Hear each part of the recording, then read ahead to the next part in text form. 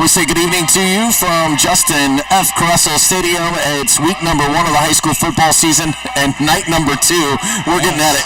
We're getting at it strong here. Week number 1, back-to-back nights, and this time a matchup of two teams that are obviously very familiar with each other.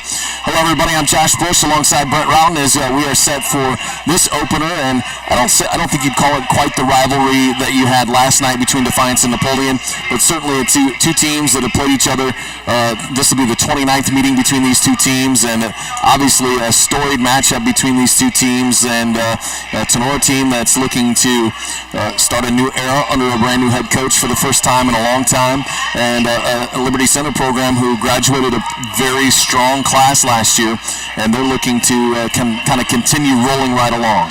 Yeah, I mean, we talk about the rivalry we saw last night a little bit in comparison to tonight. Maybe not as big, not as followed in the area as much, but these are two of the better programs, have been for years throughout, Northwest Ohio. So anytime you get two good programs matching up. Justin F. Caressel Stadium. We're going to take a quick timeout. When we come back, we'll start to break down these two teams. We're going to look at the Tinora Rams. We'll look at the Liberty Center Tigers. More to come. Our Strady Center for the Arts pregame show on DCTV Sports.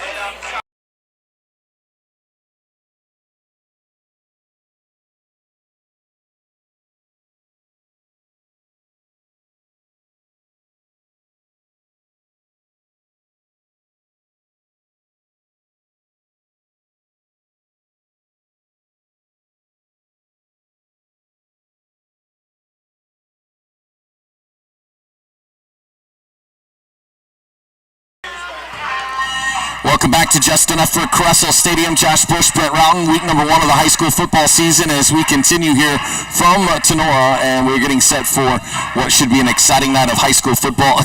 Just like last night, Brett, it certainly does not feel like it's high school football season, at least not week number 1, because you think middle of August like this, it should be 100 degrees, and here it is, a nice, almost like you said last night, I think week 7 is what you referenced. Week 7 was. And it's a beautiful night here out in Tinora, out in Ram Country, and a little bit something different here tonight too. Natural grass. Yeah, it is. It's nice to see a beautiful looking field, and cleaned up really nice, and something where you get kids playing on a brand new nice field looking good. Gotta like that. Well, there'll be some laundry to do after tonight. That's for sure. There's no doubt about that. Let's take a look at the Tinora Rams here as they come in under their first-year head coach Eric Becker off a season last year where they finished 8-4. They were 5-2 in the Green Meadows Conference, which was tied for second place. They made a nice run second half of the season, able to get into the playoffs. They knocked off Highland in week number 1 of the playoffs, 37-7, and then fell to Elmwood, 34-15. But you look at this where Jeff Sleesher comes in halfway through the season. Obviously, some issues going on, and we'll leave that in the past. But Jeff Sleesher comes in here, it takes over, and you get to see what he's able to do, what these young men are able to do, finish off that season, and they make a playoff run, get a win in the playoffs, and really, if you look at it, had some injuries to battle with too, and give you something to build on for 2023. Yeah, there's no doubt Tinora, no shortness and adversity that they had to deal with last year, still had a good season. They, vaulting into that into that Division 5 a little bit last year, they ran into some tough company there in the playoffs, but were able to get going late, get into the playoffs, face some good competition, play good football. It's kind of what you see year in and year out at Tinora. So even with a little bit of a change. No stranger to this program, a longtime assistant here, played here. Actually, Kenny Krause took over in 1998. That happens to be the year that Eric Becker graduated from Tinora. He's been a longtime assistant. Again, he understands what Tinora football is all about. They want to come out, they want to smash things up a little bit. They've had a long-standing tradition here, and I think when you get a guy like this, even though it's the first head coach in a long time, he knows what the tradition of Tinora football is like. Yeah, he does. You're growing up in it, being around here, playing for the program, and then going on and being a part of the staff. He knows the ins and outs of Tinora. He knows what he's doing. I'm sure he's excited tonight, a little nervous. We get that fun stuff you always get with a new coach. We get to learn what chances we're going to take, what chances we're not going to take, and you kind of start seeing that early on. So I think everybody's looking forward to that. And kind of moving from where they were last year into a little bit of stability this year, and I think that's probably pretty refreshing for the players on the field as well. Along with that, they're going to have a new offensive coordinator this year in Charlie Kelly coming over, and obviously we know what Tinora offense has looked like for so many years. A lot of misdirection, a lot of pound the football, but I think from what I understand, we might see a little more of a balanced attack out of this Rams offense. Yeah, I think traditionally, they kind of had a set way in what they were going to do, running the football, a little bit of that wing tee, and I think you're going to see, I don't know if we'd call it a full spread. I don't think that's what we're going to be looking at so much, but you're going to see a balanced attack where they're going to throw the ball a little bit. Still primarily probably run the ball. That's their strong suit, good O-line. That's their bread and butter, but, as they build and go, maybe they'll open up the playbook a little bit more. It's going to be something we'll start to see those beginning early chapters tonight and kind of where they lead from there. Well, I had an opportunity earlier this week to talk with Eric Becker, who is the first-year head coach here for the Tinora Rams. As we get set to get you closer to kickoff tonight, we'll hear the comments now of Tinora head coach Eric Becker. All right, we're joined by Tinora Rams first-year head coach Eric Becker. Coach, first of all, appreciate you taking some time talking with us, and just wanted to check in and see, not a stranger to the program, but how have things been settling in for you since being named the head coach back earlier the year? Everything's been pretty smooth. It's been a real interesting off season, but as we got to get with the kids, them knowing us, retaining most of the staff, they kind of know what we expected out of them already. So it was a pretty easy transition. That's always great to hear. And as you hit into the off season here, talk about this team a little bit. Obviously, you've got some seniors that graduated. Talk about some of the strengths and some of the things that have been going well for you through the off season workouts. We returned a lot of senior leadership in the offensive backfield, out on the edges at wide receiver. Our quarterback is junior, but he started, I think, the last 6 games of the year last year, 2 playoff games. So he got a lot of experience playing in some high-profile games at the end of the year last year. So we're pretty well off there. Well, let's flip it over. I know, as any coach will tell you, there's always things you're looking for. And, if you can kind of look at this team, what's an area or two that you are kind of hoping that would maybe be a little bit further along than where it is, or some things that you could improve on early in the season? Right now it's just getting quality backups, get some extra. We need to call on them. They can go in and perform. Well, obviously a nice run last year, some good things to build off of there. And, when you talk about, heading into the playoffs, what are, those are reps and like you said, some high profile games. What does that do for some of these younger kids? They see that level of play. They see some of that expectation. How has that kind of transitioned over into the off season? Making the playoffs is always a great thing. Not only is it playing games, but it's extra practices for the younger kids to learn and develop. Now, we have changed some things offensively, but at the end of the day, it's still Tinora football and getting the kids ready. So I think they've adapted to it pretty well. Well, obviously the Green Meadows Conference is been nice and strong and pretty balanced over the years. What are you seeing out of some of the other teams that you're going to play against this year in the league? Antwerp's going to be up there. They're reigning league champs. Everything rolls through them. You're going to have to be on top of your game. There's not going to be an easy week this year. Trace is returning a real senior-laden class. They got a lot of kids out. Ayersville's got a lot of experience coming back. Fairview with Coach Rakes coming back is going to be a completely different program than what it was. So Edgerton's going to be right there. I know they've got a decent squad that they've always competed very well. So, there's not going to be any weeks off. You're going to have to prepare week in and week out and really fight tooth and nail on Friday nights to get the victories. Well, speaking of no easy weeks, you're starting off with Liberty Center, who has been a strong program over the last several years. What do you know about Liberty Center and maybe a key or two to a victory?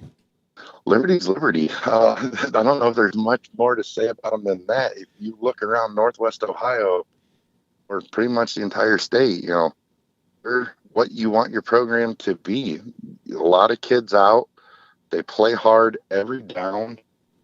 Give it everything they have. They have a ton of community support behind the program. We've watched a ton of film and being on the staff and playing them for years. They do have some weaknesses now. They have very few. They're big, they're strong, they're fast, but we feel like there's a couple areas that we can exploit them in. Well, I appreciate you taking some time, and good luck with your first season, and appreciate you taking a few minutes. Good luck for the rest of the season. Thank you. Comments of Tinora head coach Eric Becker, and Brent, as you can tell, he's excited about this opportunity. Dominic Graziani, who's their quarterback, thrown into the action last year. Yeah. But again, we talked about this a little bit last night. Those injuries give you the opportunity not just to get reps on Friday night. We got 2 playoff reps last year in those 2 playoff games.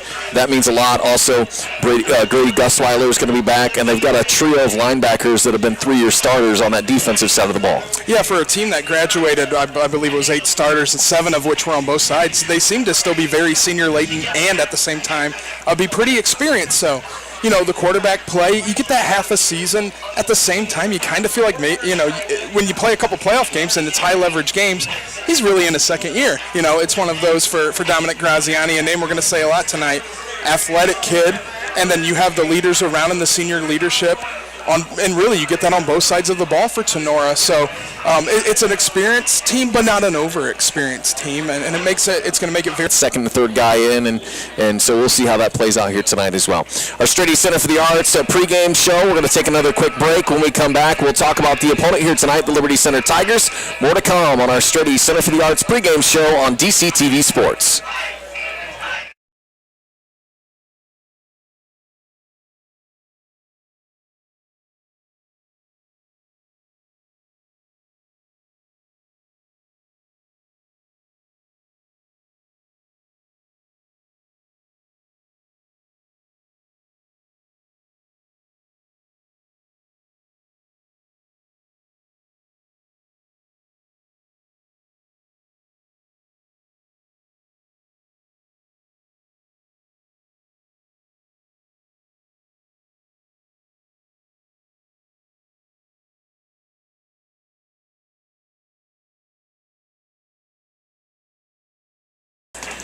Welcome back to Justin F. Cressel Stadium. Josh Bush and Brent Routon with you on week number 1 of the high school football season. Our Strady Center for the Arts pregame show rolls on.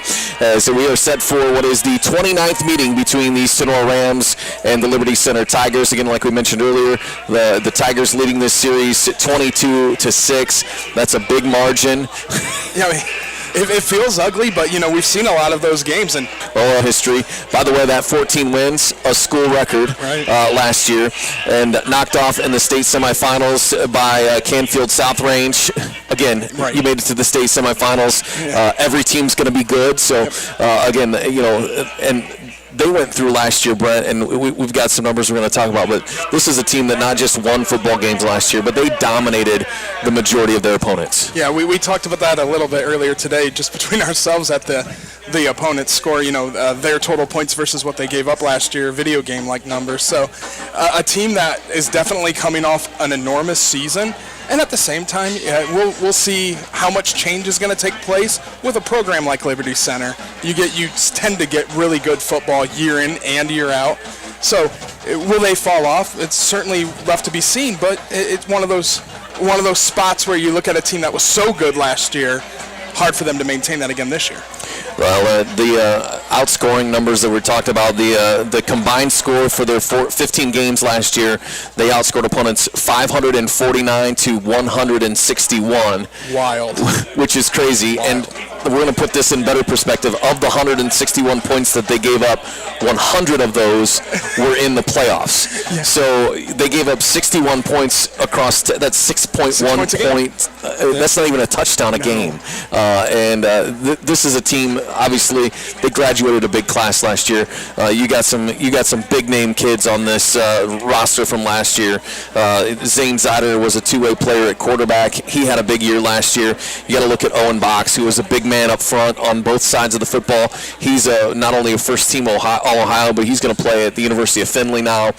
This is a team. Matthew Orr, 1,000-yard rusher last year for this squad. They had a lot of guys that they've got to figure out who's going to step in and fill those shoes. At the same time, though, when you're outscoring opponents 549 to 161, you have a lot of opportunities for those younger guys to get in and play some football too. Yeah, you look at last year with the scores being, lopsided as much as they were, a lot of the underclassmen that are stepping into roles this year have had a chance to play already and get good minutes in against good teams.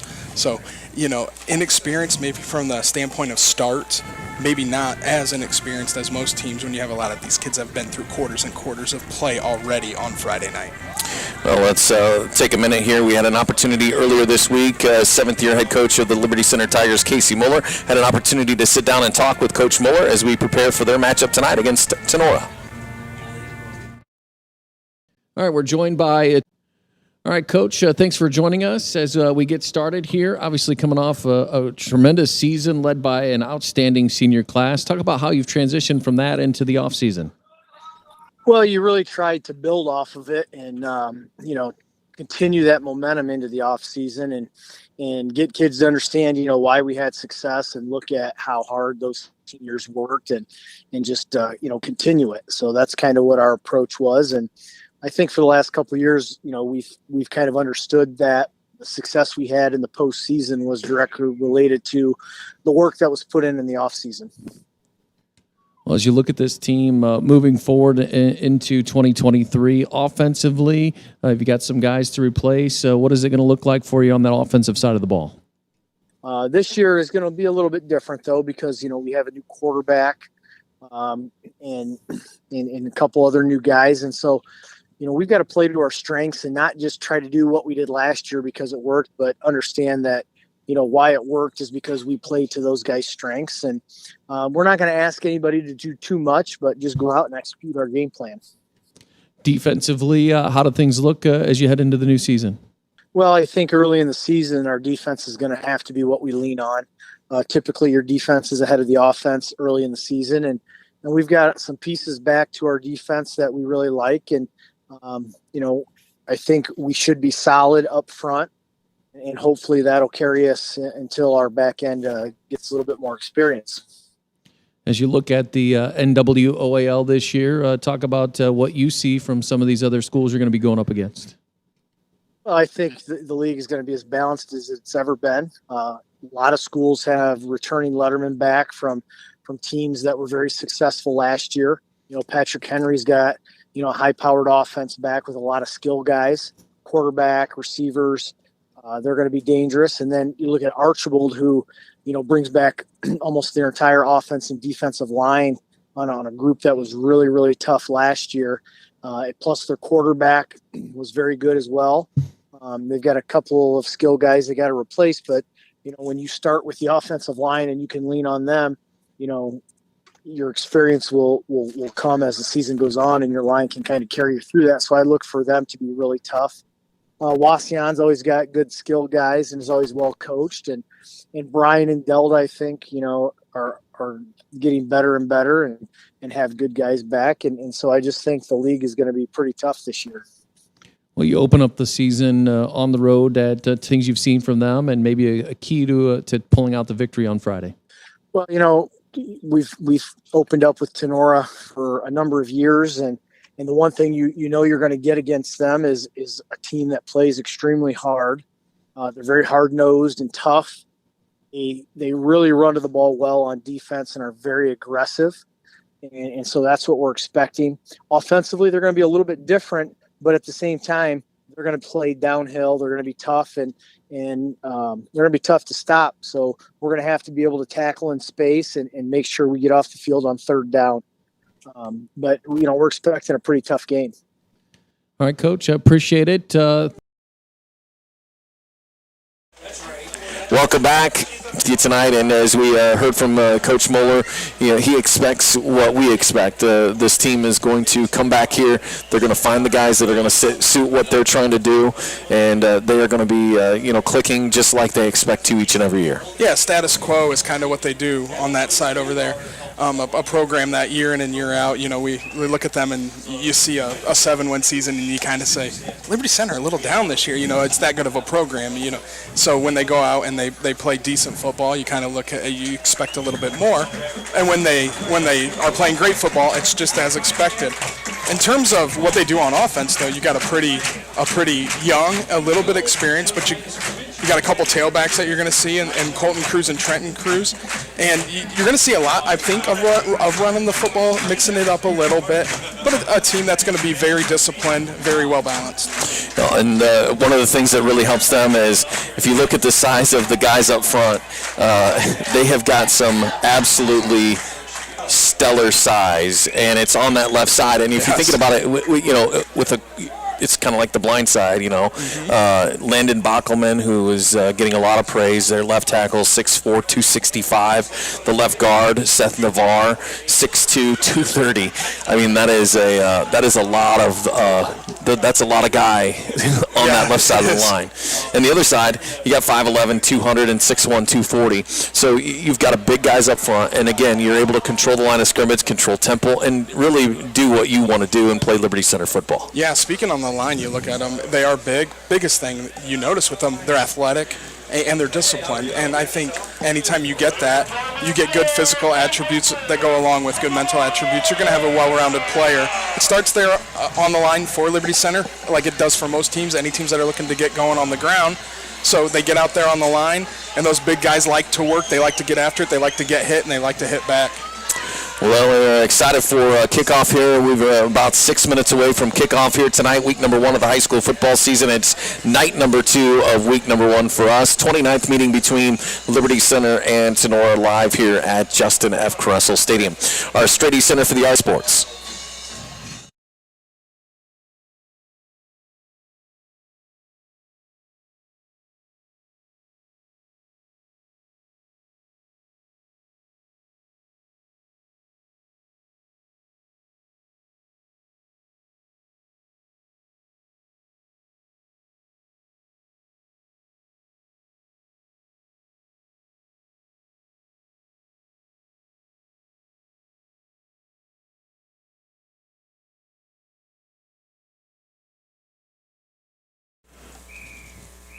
Welcome back to Tinora High School as we are set for the playing of our national anthem.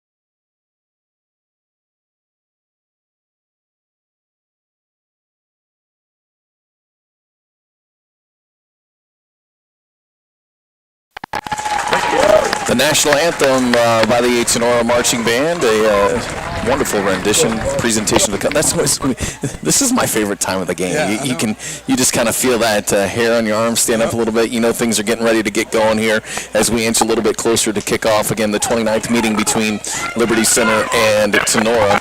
Let's take a look, Brent, as we head towards kickoff. Our keys to the game, which are presented by Mark Motes Ford, driving us to a victory here tonight with Mark Motes Fords. Let's talk first of all for the visiting team here tonight, the Liberty Center Tigers. What are a couple of keys for a Liberty Center win here tonight? I think the biggest thing they're going to look to do is stay disciplined, limit the penalties as best they can. One of the big things, you're going to run into issues if you shoot yourself in the foot. So if they're able to do that, not make mistakes, stay consistent out there on offense and defense, they should be fine. And let's flip it over the Tinora Rams here tonight. A key or two for a victory for Tinora. I think it's those linebackers on defense for the Rams. I mean, you get experienced linebackers that have been around, a trio of them together. They're going to have to lead on defense and really hold Liberty Center down. In order for Tinora to pull out a victory today, they're going to have to keep the scoring low, kind of keep control of the clock and roll from there. How important do you think it is for, I guess, on either side of the football here, for them to get off to a good start? I mean, obviously, Liberty Center's got a new pieces to the puzzle on both sides of the football. You've got a brand new head coach on Tinora. You know, getting off to a good start here tonight, I think, going to be crucial for both of these teams. Yeah, I think as opposed to not getting off to a good start, it would be better for that. But you have Coach Becker out there. You know he's got the butterflies kicking. Sure. So you got to get through that, get a defensive possession, get an offensive possession, and kind of feel like you're doing it all right, and you're going to handle it good, and rock and roll from there. He'll be all right. I mean, he's been, it's not his first rodeo. No, it's not. By any means of the imagination. So, keys to the game, driven by Mark Motes Ford. Each and every week we will give you our keys to a victory when it comes to the matchup each night. Nailed it. Yeah. All right, a couple of other games around Northwest Ohio. We got a minute here, so we'll go ahead and talk about some of that. The Pilots of Ayersville tonight on the road at Delta. Fairview's at Wauseon. Hicksville's got a home game tonight against Patrick Henry. Paulding's home with Swanton. We got Wayne Trace entertaining Fort Recovery. How about this matchup? This is one I look forward to each year. Ottawa Glandorf will be on the road tonight at Eastwood. That's always a good one. Really good teams traditionally there. Yeah, absolutely. And again, you get the week one jitters for everybody to get out, but some good matchups and all kinds of. I always used to look forward to this one, Kenton and Coldwater, but Kenton's had a rough go of it the last few years, and let's be honest, Coldwater is Coldwater. Coldwater's Coldwater. 85 kids probably on that team. Unreal. Small school, so.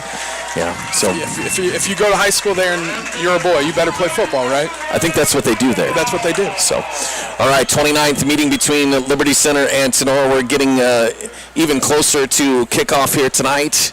It looks like Liberty Center will be receiving the opening toss here tonight. They're going to go right to left from our vantage point. They've got the white uniforms, black numbers with the orange trim. Tinora in your home greens tonight, white numerals and green pants. Jacob Bishop, who is one of those returners that Coach Becker spoke highly of, gives the Rams an opportunity to, get some. I think he was averaging about 35 yards a punt, and obviously kickoffs and PATs and things like that. Back deep for Liberty Center, it's going to be Cam Calley. That's a big difference maker, especially if you've got a kicker. It's something not every team brings in, and if you've got a guy who can punt the ball, kick the ball, it's definitely an advantage to have. There's no doubt about that.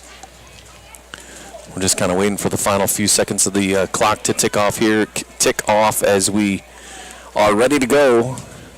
Justin F. Caressel Stadium, week number 1. Josh Bush and Brent Rowden with you on DCTV Sports. Thanks for joining us live here tonight, no matter where you're watching on our YouTube live stream. Glad to have you along here tonight. Crowd is ready for it. The players are ready for it. The cheerleaders are ready for it. I think we're even ready for it. I think so. I think we'll be okay, I think. Night number 2, back-to-back. We feel good. Beautiful sunshine-filled night. A low end-over-end kick. It's going to squib out of bounds, so the Liberty Center is going to get a really nice starting field position here on this opening possession. Yeah, a little mistake, but, out the gate, you tried to do your best not to kick the ball out of bounds and give them a good spot, but it happens. It does happen. You see it a lot. Have you ever tried to kick the pigskin? I haven't. It would be ugly. We've seen a couple 2-on-2 games down there, sitting up in the booth looking down on the field there at Defiance, and seen some 2-on-2 games. Those guys can kick. So Liberty Center will come out to junior point. Little delay here. And the officials we're trying to get some things in order here. I say the officials are coming out and coming together to see. Respot that ball a little bit. Yeah, I think they had it at the 25. It's supposed to be at the 35-yard line. The home field advantage there for the Rams.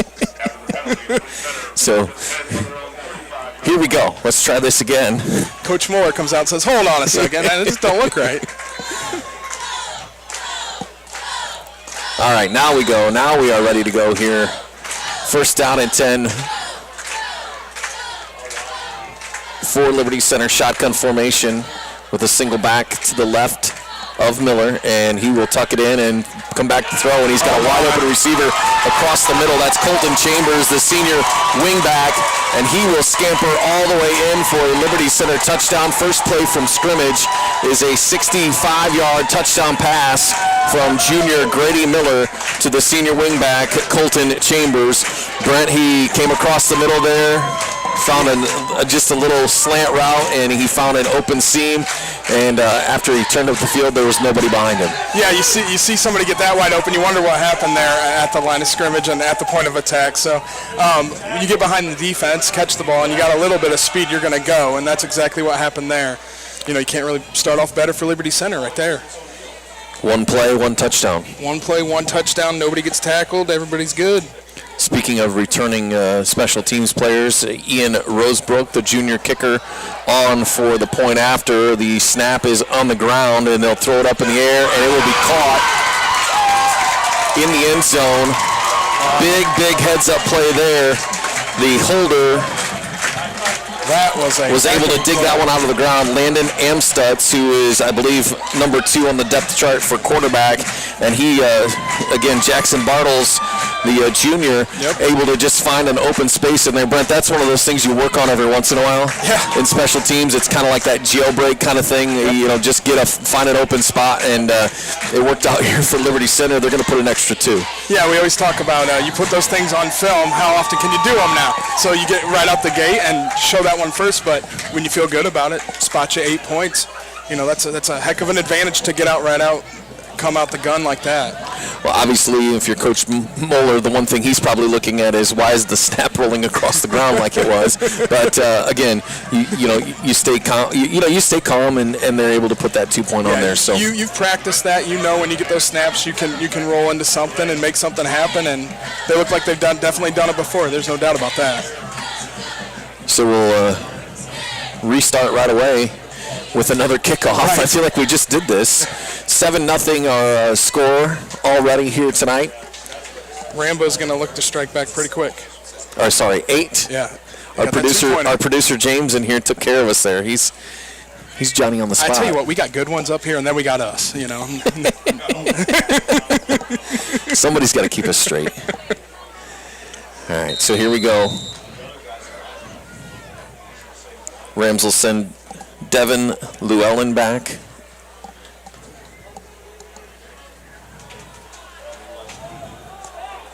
As Max Walker will do the kickoff duties here for Liberty Center. Low squib kick.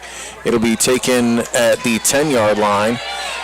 Brought out across the 20 for the Rams, but a penalty. Gate a little bit with the kickoff penalty on the Rams, and if they run into another one here, So we're going to get a holding penalty, so that will negate some decent starting field position. So now let's flip this back around now. If you're Coach Becker, obviously the first series of defense didn't go very well. What are you telling these Rams? Like, listen, let's just get out here, settle down, put a nice drive together. Stay composed. You send the offense out there. You want to match them as best you can. Get down the field, put a drive together, and see what you can come away with. I mean, we're definitely first play of the game, a touchdown. We're not ready to press the panic button quite yet, though. Dominic Graziani in shotgun formation. First down. He's looking to unload deep, and he's got a wide open receiver. It is caught out across midfield, hauled in by Owen Ackerman. Wow, what a pass play for the Rams on first down out into Liberty Center territory. That'll be a gain of 42 yards on first down. And we talked a little bit about Owen Ackerman there, the receiver grabbing the ball. He's a state champion in the old high jump. So you get a guy athletic on the outside, can go up and get the ball, has some speed. We saw it there. It created a little bit of space and moved the chains. Won that one-on-one matchup on the outside. First down here for the Rams, and they'll try a run up the middle and nothing doing.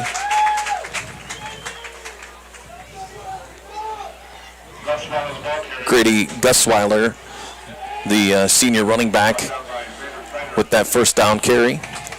Actually going to lose, looks like about 2 yards.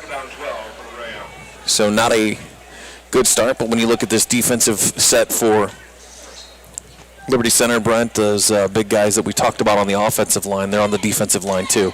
Yeah, they are. Yeah. You see them flipped right around on the other side. No breaks tonight for those boys. Shotgun formation again here for the Rams on 2nd and 12. They'll hand it off inside, and again, nowhere to go as Grady Gusweiler wrapped up.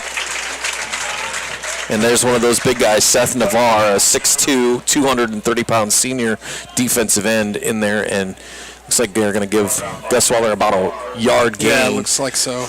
But it's just tough going when you got big guys like that up front. Yeah, put yourself in 3rd and long here. You're going to have to get a little bit creative against a pretty quick front 7 there. You got good linebackers for Liberty Center. That line is looking ferocious. So you're going to get the ball in shotgun here and get it out quick. 4 receivers set for the Rams as they're looking to come near sideline closest to us, and I think there was a little bit of miscommunication. Senior receiver Caden Radzik looked like he was going to run an in route, and I think Dominic Graziani was looking at an out route there and just not on the same page on 3rd down. No, Dominic did a great job of getting back there and getting the ball out quick and throwing a good ball. Looks like the pattern may have, like you said, a little miscommunication on where we were going there on the post, but put yourself in position where it looks like they're sending out the old punt unit. Jacob Bishop, the junior, will punt this one away for the Rams on what is a 4th down and 11 just across the midfield stripe.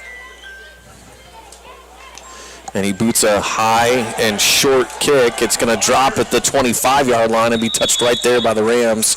So not your best looking punt, but you're setting them right up where they originally had the original marker on the first drive at the 25 before they moved it up. But sitting back there, you're in a decent spot for Tinora here. You got to lock down at this point, though. You can't give up big plays like that. They're 1-for-1 taking a shot. You got to lock them in here and see what you can do. Get that defense off the field, get that offense back on the field. Tigers will set up shop at the 26-yard line, 1st down and 10. Miller goes under center. And they'll have motion from the wingback. They're going to toss it to our sideline as that's Colton Cruz. He's going to get a healthy gain of about 5 or 6 out across the 30. You're going to say he got all the way to the 32-yard line. So you definitely got the edge there and was able to get a couple yards. A little fall forward there gets you about 6 yards. 6 yards. So you like plays like that, especially if you're Liberty Center on the 1st down. Shorten it up on 2nd down. You get 2 cracks here to move the chains. I formation for Liberty Center now as we roll near the 9-minute mark. First man through the hole, and he'll be wrapped up immediately.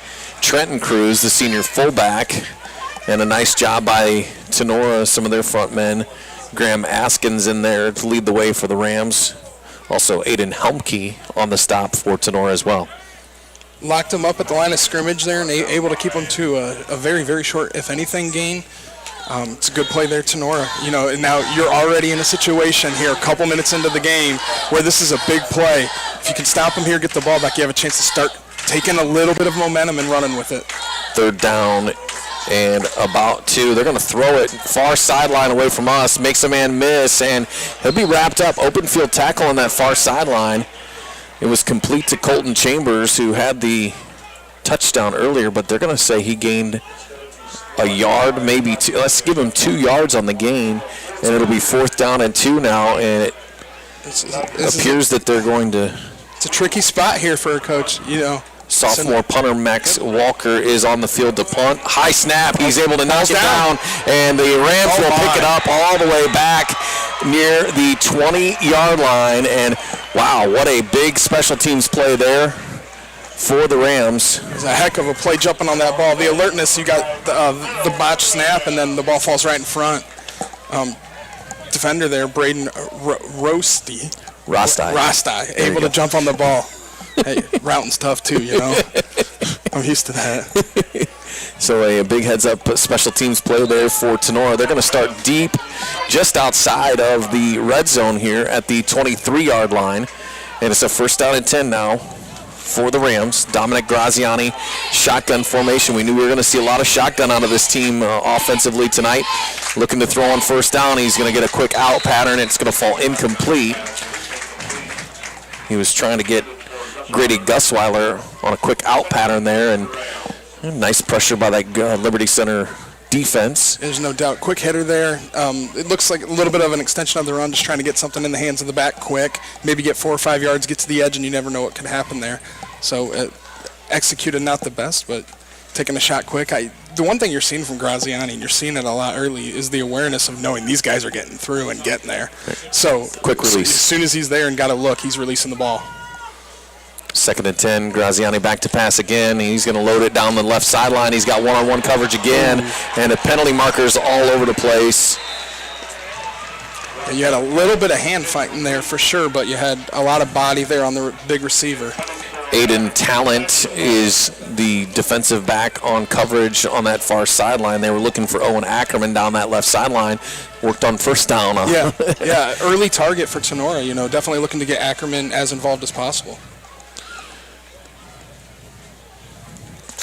So the officials will come together here. That penalty as they were heading down into the end zone.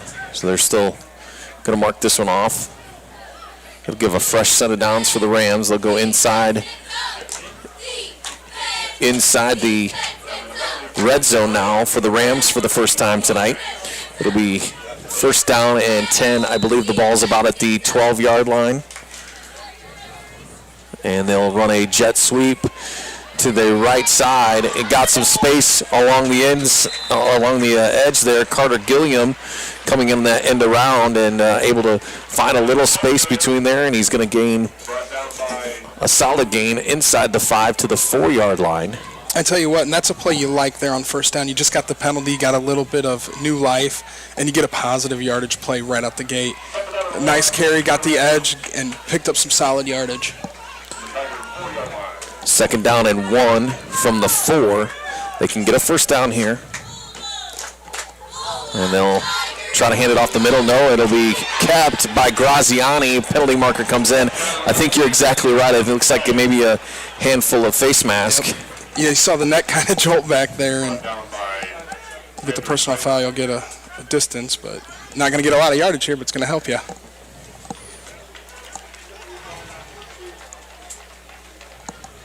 Will be a face mask for sure.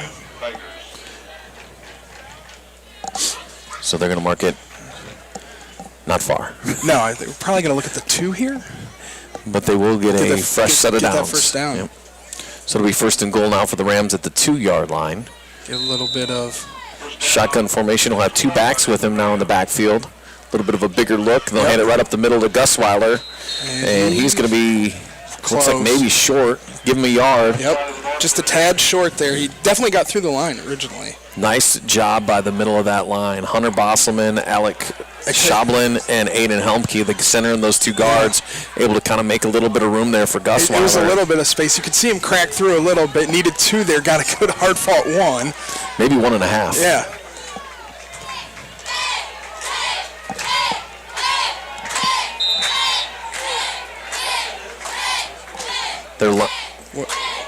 All right, so they're lining up for a field goal attempt here by Bishop. And he puts that's it an up. extra point, I believe. Oh. Yeah. Wow, they fooled us all. They fooled everybody. There was no signal of a touchdown at all. I was with you 100%. I was looking at, there's no way we're kicking a field goal on 2nd down, are we? Did you? I missed all of the calls of a touchdown. I honestly, honestly don't know if the arms were ever put up there. So I think we had the same thing last night too. Yeah, we did. There's no doubt. Well, congratulations to Grady Gusweiler, a 2-yard touchdown run as he puts it in, and the Rams get on the scoreboard here. Put the extra point through from Bishop, and the Rams are on the scoreboard. And they'll now trail 8-7, 7:36 to go here in our first quarter. We apologize. Both of you guys. I was. We looked at each other. That was hilarious. We looked at each other and said, "What is going on? What are we doing?" But we get a little shut off at the angle here in the booth, so we'll blame it on that. We'll blame it on that. Had nothing to do with it, but we'll blame it on that. So the Rams able to get. How important was that drive there for Eric Becker in this Tinora Rams team? Just huge. To go down the field, obviously the short field, you get in a position where you're like, we can squeeze 1 or 2 first downs out and punch it right in. We could big play it here and get it in. The pass interference helped. Then the short run, the face mask giving you an extra first down. You knew with first and goal at the 1.5, 2-yard line, they were going to do a couple attempts to punch it in, and apparently got through on that first one. Well, 8-7 now is the Tigers will have another shot at on offense here. Their 3rd attempt. They've had one that was one play for a touchdown. They've had one that was a punt, and they will go at it now here as the return will come out across the 10, and it'll be swallowed up as he heads across the 22-yard line. You can feel it a little bit here, a little bit of the old momentum. Thomas Moeller on the return for the Tigers, but some nice open field tackles there for the Rams. Yeah, there definitely was. Good coverage on it. A little bit better kick than what we've seen so far. So, the ability to pin him back near the 20. It looks like we're starting here at about the 22, 23-yard line. So, again, not exactly what you would look at as pinning them deep, but in comparison to where we've started thus far, it's the furthest pushback. Another strong stance for the defense is what the Rambos are looking for here. Under center, handoff to the right side, and this is Colton Cruz, and he just keeps churning those legs, and he's going to get out near the 30-yard line. Hit a couple times, drag a little bit of a defender with him, and get a couple yards. That will take it out to the 29-yard line. A gain of about 6 there.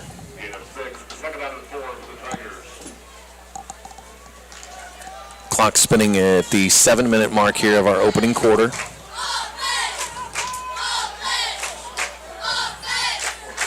Under center again for Grady Miller. Going to give it up the middle and still churning. Nice tackling by the Rams. Very much good read there. Check the spot as Colton Cruz, again the ball carrier. And it looks like they're going to give the Tigers a first down. So move the sticks, spin the clock, 6:43 in rolling opening quarter. 1st and 10 for the Tigers at the 33-yard line. Motion, and Miller will hand it off the middle again. Second man through, this time Waylon Rentz upended as he crosses the 35-yard line out to the 37. So we'll give him a gain of about 5. You've seen definitely some mixed backs here from Liberty Center. They've got a few guys involved. They opened up with the big play, pass play, but since then they've stayed pretty steady to the ground game. 2 backs in the backfield for Miller again here on 2nd down, and he's going to keep it this time looking to throw. He's got a man, and he just overshoots him. A wide open Brooks Bainfeld was crossing into Tinora territory, and that was just a overthrown ball by Grady Miller. Yeah, it was. You could tell as soon as he let go of the ball there, he was probably looking to grab it and pull it back. It was sailing on him early, and not a lot of chances to make a play at all there. Big 3rd down here for both of these squads is obviously if you're Liberty Center, you want to keep things going. Tinora would love to get the offense back on the field. 3rd down and 7, shotgun formation with 2 backs, and they will hand it off in the backfield and just nowhere to go. Nice job by the Tinora defense. Waylon Rentz, again, your ball carrier. He's going to gain, well, they're going to say he lost a yard. Yep. And that'll bring up a 4th down and I'm going to say a long 7 now, maybe 8 yards. And that will bring the punting unit onto the field again. I remember, Brent, the last time when this situation, about the same spot on the field, the snap was high. Walter was able to knock it down, but Tinora defenders all over it and got a short field to work with for the offense. Yeah, and you're looking for that. The Tinora capitalizing on mistakes, going to look to do it again. Booming kick, fielded inside the 30-yard line and brought out across the 30-yard line. Trenton DeLarber on the return for the Rams, and another flag on the play. For some reason, I thought that looked like a corn husk down there, but not quite seasonal yet for that. So that penalty on the Liberty Center sideline. It's going to be a block in the back against Tinora. So again, special teams penalties. I think we've had one just about every play, other than that fumbled punt. Yep, the botched punt down here. Yeah, you want to clean that up. The discipline level there, it's showing a little bit. But when you get week 1, quarter 1 of week 1, sure. You're going to have kinks to work through. I don't think this is very. You can't tell yet if it's indicative of what this team's going to look like on special teams. But they're making some mistakes, and you have a chance to clean that up, look at it and work on some things, and instead of pushing your team back, can keep the ball moving in the right direction. I think that's a good thing. I think it's good. I think it's all right. That's why we're here, right? Yeah. That's why we're here. So the penalty pushes it all the way back inside the 30 to the 28-yard line. First down and 10 for the Rams. Graziani will come out with Joey Geisinger in the backfield with him in a 3-receiver set. And they will hand it off up the middle. Geisinger's got a little bit of space. He'll be hit, and he pushes the pile forward, man, across the 30-yard line. Those pushes, we talked about it last night. Yep. There's an extra 2 or 3 yards on the back of that, just pushing the pile. Colton Cruz, senior linebacker for Liberty Center, the first man to hit him. But, again, out across the 30-yard line and give him a whole 5 yards on that. We get to say Cruz a lot, you know. There's We're a lot of say them. Cruz a lot tonight. 2nd and 5 from the 33. Clock spinning under 4.5 to go in our opening quarter. And it'll be another handoff up the middle. Geisinger, the ball carrier once again. He's going to pick up a couple. I don't think he quite got to the 35. Xander Zeider, the junior defensive lineman, in on the stop for Liberty Center. And this will be a big third down play here for the Rams offense. There's no doubt. They've mixed the ball up quite a bit. You know, you see the shotgun formation pretty heavy, but they've ran out of that. They've thrown a little bit. They've stayed pretty steady to the ground here early. Big 3rd and 4 here over the middle, and it's caught by Gusweiler. He's going to go out across the 40. He's going to have enough for Rams first down, and this drive will stay alive as he makes it all the way out to the 43-yard line. It's a pickup of 9 for Gusweiler, and you kind of saw him, Brent. He found a little spot in that zone. He's waving his hands around going, hey, get me the ball. And nice job there by Dominic Graziani to find his receiver. Knew where the sticks were. They get the first down. Yeah, there's no doubt. You sit there when you see that zone defense, and you try to find a spot, and as soon as you land in it, you want the ball arriving there, and that's exactly what happened. Graziani and Gusweiler, good timing there. 1st and 10, back to throw again. He's going to go across the middle. That ball almost picked off. Nice heads-up play there. Yeah, almost. Landon Cruz. No doubt you said almost picked off. It was almost picked off and then almost caught on the tip. Yep. So good double coverage, but still a good ball put right on him. Just had an extra pair of arms in there to knock it away. So 2nd down at 10 now. Clock stops, 3:22 to play opening quarter. Again, new look here for this Tinora Rams offense. Like we said, Charlie Kelly, the new offensive coordinator, going to bring a lot of that shotgun formation, mixing in a lot of throwing, and very balanced attack here today as he fumbles the snap.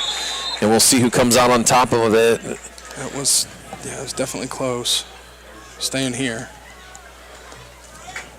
Nice heads up there play by Joey Geisinger to just fall on that, as it almost looked like Graziani kind of turned to look to his back before he had control of that football. Yep. And it's one of those, I don't want to say young mistakes, but you know, half a season as a start, you know, you got to make sure you have possession of that football. Things going fast on offense, you know, you're concerned with that line cracking through and getting after you. You're moving maybe a half step ahead of what you should be there, and started to turn to hand it off before the ball was properly secured. Big 3rd down here, 3rd and 14. Graziani's got a receiver on the Liberty Center sideline. It's going to fall incomplete as he was looking for Caden Radzik, and maybe a little bit out of his reach. Nice effort there by that young man, but it'll fall incomplete, and it'll bring out the Tinora punt unit. Yeah, close there. It's definitely a nice play. You're looking pretty short of the first down, even with a completion there. But, you know, looking for a high percentage catch. Just throwing out in front of him a little bit. Radzik wasn't able to dive down there and get that.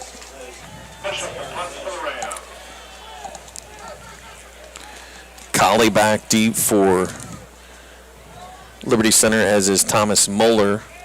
As Jacob Bishop is on the punt, he'll be standing in his own 25-yard line. Good snap and a high booming kick. A much better punt this time, and it will be fielded out across the 25 to the 30-yard line by Cam Cowley. And a nice coverage there by the Tinora Rams. Yeah, Ram coverage there. You know, we talked a little bit earlier about some special teams mishaps, but really nice coverage there to get downfield and protect that punt. That might have been their cleanest special teams play of the night. I think so, yeah. We talked about the positive play with the botch punt earlier, but that was a little bit on your opponent's hand. So to get good coverage there and protect that, not give up much of a return, it's a good sign. Tigers will take over at their own 28-yard line. A first down run here for Colton Cruz. He breaks across the right side, cuts it back up the middle, still breaking tackles out across the 35 near the 40-yard line. Tough They're going to running. give him 11 yards on the carry and another first down. Tough running. You are right. You know He broke a couple of tackles, kept the legs churning, and a little cut back there at about 8 yards. And that's a big fella to be cut back. 6 foot 190. Yeah, moving like that. I mean, this is Northwest Ohio football. You can pound it, and let the tough kid back there handle it. First and 10 now, once again for Liberty Center as they change the offensive set. 2 backs in the backfield behind Miller, under center. And he will keep it, rolls out to his left, looking for an open receiver. Trenton Cruz was kind of out in front, had maybe a step on Brandon Ronstein, but not able to get that pass where it needed to be, falls incomplete. Yeah, definitely a good look there. Just a little bit overshot the receiver and set you in a position for second down and long. Final 2 minutes of our opening quarter here tonight. A second down and 10 play here from their own 39 for Liberty Center. Motion man, and he will get it. Sweeping around, that is Colton Chambers, the ball carrier, the wing back. He'll go across the 40-yard line to the 41, so give him 3 yards for Colton Chambers, or a long 2. We'll call it 3. We'll call that 3. I think so too. Chambers, the big play earlier with the big touchdown, getting involved a little bit behind the line of scrimmage and out in front of it. You can definitely see a little bit of evenly matched here, although it seems Liberty Center has a little bit of size advantage. Tenora's playing tough, and they're hanging with them. Here we go. Botch snap on the shotgun snap, and he is in all kinds of trouble. Big heads-up play there by the Tinora defense, and give credit where credit is due. Joey Geisinger shot through there, saw that the ball was on the ground, and Miller had nowhere to go with it. Yeah, there's no doubt. I mean, read it perfect. As soon as that ball hit the ground, it was jailhouse break back into that backfield to secure the ball and then secure the tackler. So a big-time loss there is going to bring up, what are we at, our third punt situation in the first quarter for Liberty Center? They'll lose 12 on the fumbled snap, and that will bring Max Walker on to punt once again. Final 30 seconds of our opening quarter. Pressure from the Rams. They're able to get it off, and the return guys will let it roll. They're going to get a Liberty Center hop down inside the 35, and it'll be down at the 30-yard line. So 19 seconds to go, opening quarter. Liberty Center 8, Tinora 7. Brent, if you would have said it was going to be 8-7 right now after the first play of the game. Right. It kind of looked like maybe this was going to be one of those where Liberty Center comes out and dominates. But, Tinora has done a really nice job of letting that first play go. Yeah. Letting some early penalties go, and they've kept themselves right in this first quarter. Yeah, they have. The reaction to the big play to start, to settle down from that point, put together a good drive, make some big plays on defense. It hasn't been pretty for either side, really, but they've both been fluid. They're both doing a lot of things on the positive side. Just got to clean up some of those little errors. 19 seconds to go, first down. They're going to launch it down this near sideline, and it'll be caught at just across the midfield stripe. What a nice catch there for Tinora by Caden Radzik. That'll take the Rams all the way into Liberty Center territory at the 41-yard line. So give them 29 in the pass play. A huge first down pass completion there. And I tell you what, Dominic Graziani poised as ever and put that ball where only his receiver was going to get it. Yeah, it's a pretty ball. A nice pass, nice fade pass. He seems really collected back there. But, you get a guy like Radzik there, had a lot of space and dropped it perfectly in the bucket. 12 seconds to go in our first quarter. Shotgun formation on first down. They'll toss it to the right, and Gus Weiler is bottled up in the back. And a very nice open field tackle in the backfield for Liberty Center. Colton Cruz, the senior linebacker, as we will come to the end of our first quarter. 8-7. Liberty Center leading Tinora after one quarter. We're going to take a timeout. Second quarter action next on DCTV Sports.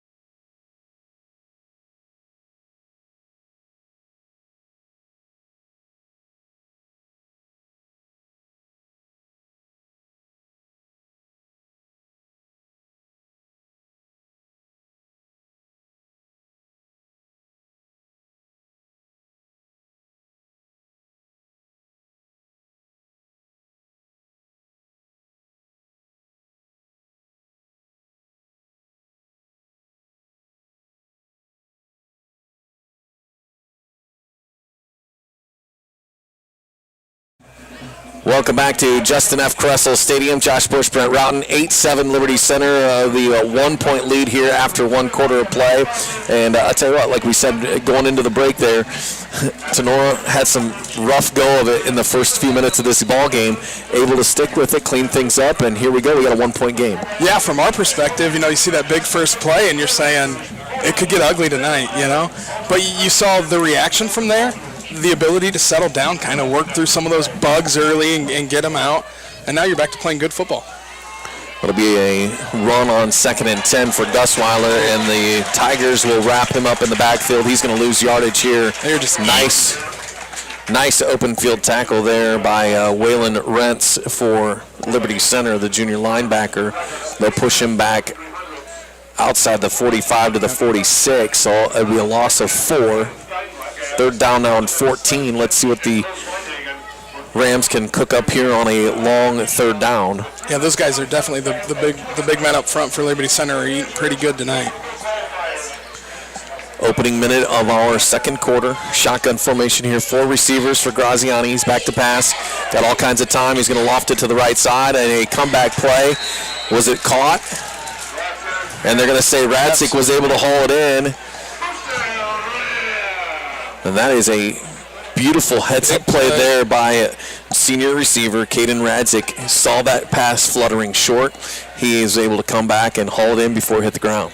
That's beautiful play, big play there, and that's 2 now for Radzik here of late, making some catches, moving the chains down the field, and gained about 20 yards on that pass play, and it was enough for. They needed 14, he got 20. There you go. That works every time, Something about that math that I like. 3 receivers to the left of Graziani's looking that way. Pass is tipped to the line, but still complete as Gusweiler is going to catch it and go inside the 15-yard line. They're going to say down at the 13, so a gain of 15. On a tip ball too, you saw you had to have a little extra concentration after that ball gets tipped up there to stay with it and able to catch the ball, get upfield, and get some yards. 10.5 in rolling 2nd quarter. Rams knocking on the door inside the red zone once again here. Big package here for Graziani in the backfield, and he'll give it 2nd man through is Gusweiler. He's got a hole to the left. He's going to go across the 5 and into the end zone for a Tinora touchdown. A 13-yard run for senior running back Grady Gusweiler, and how about that? The Rams take the lead here, 13-8, pending the extra point. That's a big play. They had a couple big pass plays on this drive. Jacob Bishop will be on to try it down, and Bishop will boot it through, and the Rams tack on the extra point. 14-8 now your score early in this 2nd quarter. I know we've said this. I don't want to keep kind of going back to the same thing, but the start of this game, the Rams had a little rough go of it. Now you've put together a couple of good offensive drives. You've had some good defensive stands against a very potent offense from Liberty Center, and you got to feel good if you're the Tinora Rams right now. Yeah, if you look at what we've watched so far, you see it's really Tinora's side of capitalizing on a penalty early and then a couple big plays on that drive. Liberty Center feels a little bit, they've outplayed them a little bit, but yet you look at the score and they're trailing by 6. So, for Tinora to get that momentum, we saw that last night with Defiance coming out in the 2nd half and getting the momentum and just running with it. You're getting a little bit of the same vibe tonight with Tinora. They give up the big play first, come back, capitalize on a mistake. 24. So it'll be 1st down and 10 for the Tigers here. 10:07 to go. First half, 14-8. The Rams leading it here. Lots of success so far for Liberty Center on the ground. We'll look and see if they stick with that. Empty backfield shotgun formation for Miller. They'll give it on the jet sweep and just nowhere to go. Open field tackle and getting in there quickly for the Rams. Alex Homeyer, the junior defensive end.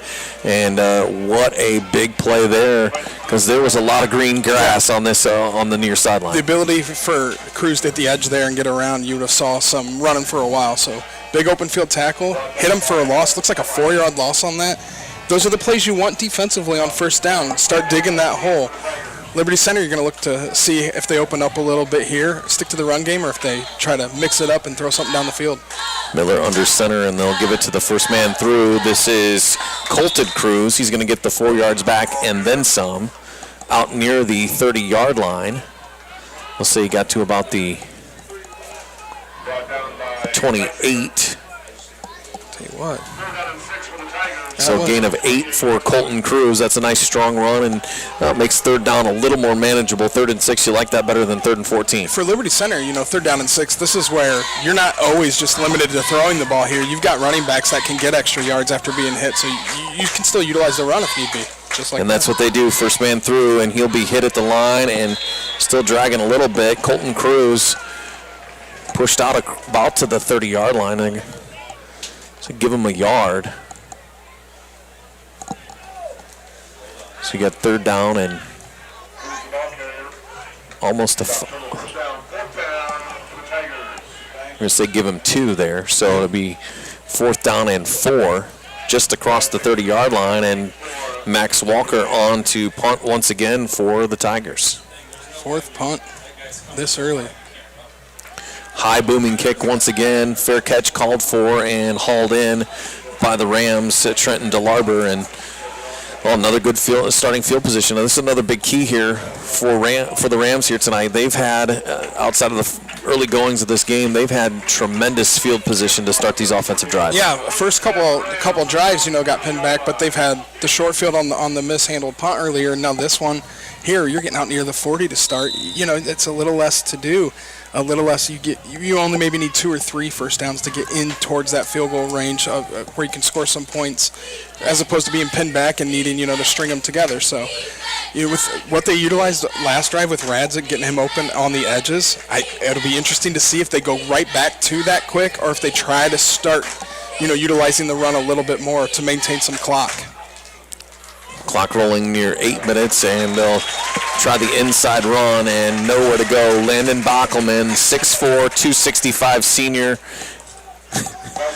And when that's like running into a brick wall. Yeah, we're looking at this, and it's play after play. It seems like they hand the ball off, try to go inside, and they've had a couple clean runs through, but the D-line for Liberty Center, those guys are in that backfield quick. So it'll be a loss of 2. 2nd and 12 now, and obviously you want to chunk off a little bit of that yardage here. Yep. If you're Tinora. Yeah, try to put yourself in position for 3rd and short, if anything. Graziani able to get away as getting chased all over the place. He's going to throw it down the field. This one will be picked off. Big defensive play there. Cam Cowley, the junior defensive back, and you could see that one kind of happening. Caden Radzik over there, but for Graziani, way too much time there, and you hold it, you're scrambling, and again, give credit, Landon Bockelman was in there, chased him near sideline, and just an ill-advised throw late in the play. Yeah, it was. Telegraphed the pass a little bit. It was dealing with rolling out of the pocket and some pressure coming from the backside, so he was going to get rid of the ball quick, as he's been doing. Once he went out, it looked like just a little bit of an ill-advised throw. It didn't quite lead the receiver, led the defensive back more than anything, and it was an easy interception. 1st and 10 from the 35 now as Liberty Center comes out. Miller is under center, and he'll give it 2nd man through. This is Colton Cruz, and he's got a hole. Breaks across the 45 out near the 50-yard line. You get Trenton DeLarber on the stop for Tinora, but a big gain out near the midfield stripe to the 49-yard line. Yeah, you're getting a little bit of what we just talked about with Tinora grabbing that momentum. We're getting that a little bit feeling right now with Liberty Center. So we'll see if they can keep it going here. Clock spinning, 7 minutes and rolling before halftime. Miller under center, 2 backs in the backfield. Will we see another run here? We sure do. And 2nd man through this time is Trenton Cruz, and he'll go across the midfield stripe all the way down to the 44-yard line. It's been a steady diet of handing the ball off. They've picked their spot, continue moving the ball forward while getting hit. And give credit where credit's due. Down in the trenches, Yep. The big men up front for Liberty Center pushing guys around. They'll run it again. They'll keep it right on the ground. This will be near the 1st down marker. It's going to be close. Yep, they're moving them. Colton Cruz, the ball carrier this time. Needed 2, give him 3. starting 2.5 maybe. 2.5 or so, yeah. Needed 2. He got enough, right? You know, he got what he needed there to move the sticks. You're definitely feeling a little more cohesion, I think, with the Liberty Center offense. You know, Settled down a little bit. settled down. They had kind of, you feel like they're going out there running plays with a purpose, and you like to see that. First man through this time is Trenton Cruz, and he's going to barrel forward. He's going to get about 4, maybe 5 yards.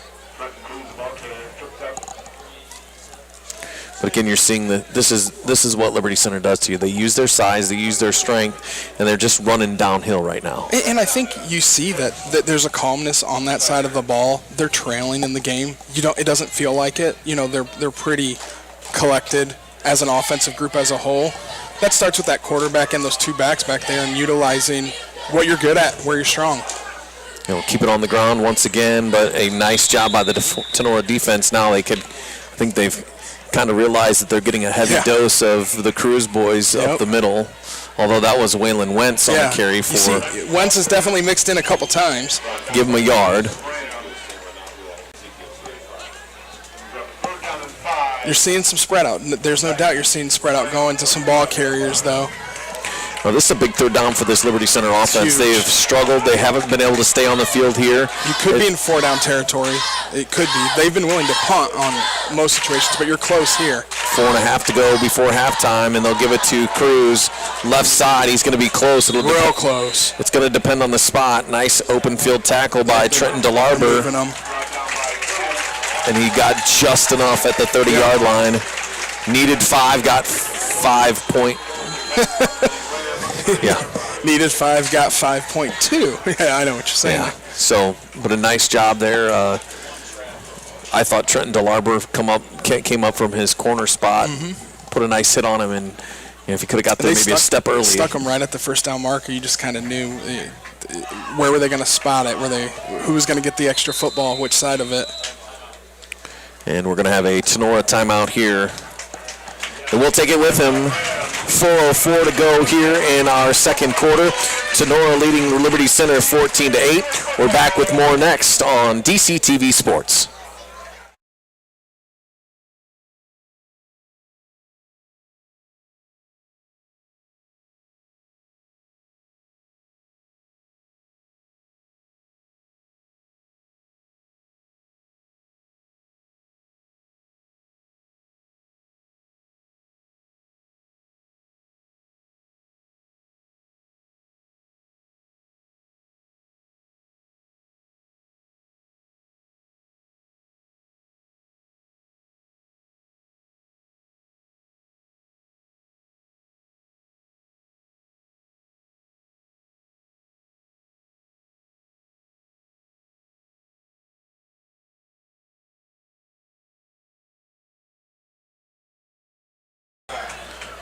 Welcome back to Justin F. Kressel Stadium. Josh Bush and Brett Routon with you. Week number 1 of the high school football season. 4:04 to go before halftime. Tinora with a 14-8 lead over Liberty Center. And the Tigers here putting together what probably could be suggested as their best drive of the night. Yeah, in terms of stacking up plays and being and sustaining a drive, this has been the one. They'll be Keeper. That was actually Miller.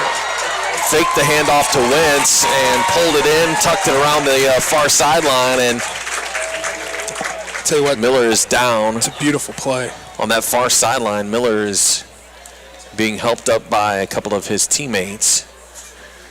Big gain all the way down near the 10. I'll put it down at the 12. Gain of 18 there. I mean, you get that on first down. Coming out there, jumping right into the red zone. That's a beautiful run play. Beautiful design. So Grady Miller will come off for at least a play here. Yep. And it looks like Landon Amstutz, a 6', 185-pound senior, will go in and take the snap here for Liberty Center. He's got 2 backs in the backfield. Timeout. And I think we're going to have another timeout here. Play clock was winding down. And we'll take another timeout with them. 3:36 to go, first half, 14-6 Tinora.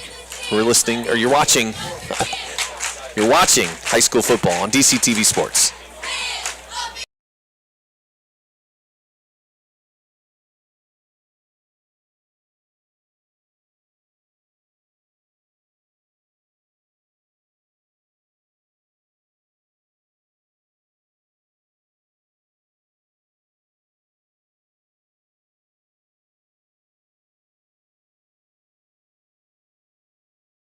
center. Stick with your guy. It'll be second man through. Nice defensive play here by the Rams. In the backfield quickly, that was Joey Geisinger. And Cruz just nowhere to go there on that one. And looks like he's going to lose about a yard. Second down and 11 now. You've seen, like we said, a pretty steady diet here. You take the first play of the game, boom, air it out, 65 yards, touchdown. Since then, they've had a couple attempts, but it's been really just this diet of running the football. They're And using nothing that. fancy. Nothing. No, it's up the middle. They're using that to get right back in the game. First man through will have it, and that is Waylon Wentz. He'll be down near the 10-yard line. Yep. Or say right at the 10, so give him 3 yards. It's a good read by Miller. Rostai, one of the linebackers that we talked about. Those guys been playing together a long time and know what they're doing back there. You can tell, you can see it. They're quick to the line of scrimmage on the carry, and you can definitely see some cohesion on the defensive side for Tinora. Big third down on both sides of the football here as Miller is under center. Toss sweep to the far sideline, and there's going to be room. He's going to be upended, though, as he gets down near the 5-yard line. That was Trenton Cruz. We'll see the spot. It's going to be interesting. It's going to be big here. I think they're going to say he was down at the 4. So it looks like a gain of about 6 there. So it's 4th down and 2. Ball's on the 4. They can't get a first down. Yeah, you know what's going on here. You got to feel good here. You've been chunking off 6 to 8 yards a carry the last. Yeah, absolutely. You definitely feel good about running the ball and the ability to get at least 2 yards. You fall forward, you get 4, and you fall into the end zone. And it'll be a heavy dose to the right side, and they'll say, did he get in? And it's a touchdown. Just like that. 4-yard touchdown run for Trenton Cruz off the right side. Defended pretty well by Tinora, but again, the big guys up front pushed it forward, and Trenton Cruz able to dive out and fall across that end zone. So that'll knot up the game here at 14. Yeah, there's no doubt. Everybody, I think, in the ballpark here knew what was going on. They were going to be running the ball up the gut. Trenton Cruz, though, hits the gap, bounces out a little bit, able to find the edge, and fall right in the end zone. Amstutz to hold for Ian Rosebrook. Snap is high, gets it down, kick is up, almost blocked. Grady Gusweiler gets in there. I'll tell you what, it was real close. Real close. That's a big extra point, too. The kick is up and good, and Liberty Center back on top now, 15-14. We've got a minute 39 to go before halftime, and, well, that was a big drive there for Liberty Center. Brent, obviously, their only other score coming on that big play on the very first play of the game, and really offensively kind of struggled in this first half until that last drive. Yeah, they have. Mistakes early, but, I think we had said Tinora had forced, multiple punts here early. They would get the ball, move it up the field, get stuffed 1 or 2 times, and didn't have the ability to gain the big yardage on the big third downs when they needed it. This drive was pretty complete. They put it together. They faced third down a couple times. When they did, they advanced it and moved on from there. So really a complete all-around drive for Liberty Center. We're sticking at a minute and a half till halftime in a 1-point game. Can't ask for much better than that at this point. Not in week number 1. No. Absolutely. We know how that is, and you get teams that might be a good team, just ain't going to click on week 1, and you can get some lopsided stuff. And tonight, we had a close game last night, close game again tonight, so it's good for everybody involved. Final minute 39 of the opening half. Tinora now trailing 15-14. Max Walter will tee it up here for Liberty Center. High end over end kick. It'll be taken by one of the up men. I think that's Gusweiler. Yep. He'll come out across the 25 and be spun down the 26-yard line. So minute 33 to go. 2 timeouts left here for this Tinora offense. It'd be interesting to see. I think, Brent kind of look at this first down play and kind of get an idea of what they're looking to do. Yeah. You can't be too conservative here, though, because look at Liberty Center. They've got 2 timeouts as well. They can easily, stop it and get the ball back and look to put some points on before halftime. Minute 33, 2 timeouts. Clock stops momentarily there on chain moving. There's plenty of time here. If you can stretch a couple together, especially if you've got a little bit of confidence in the kicking game, you're looking at 40, 45 yards, and you're in position where you could at least take a shot, to take a kick, to take the lead. So I fully expect him to go out gunslinging the ball here. 1st and 10, and that's what they're going to do. Rolls to his left, looking to throw. Pressure coming. He's going to be brought down for a huge loss all the way back near the 10-yard line. Big time loss there. You're going to spot it at about the... And just esports.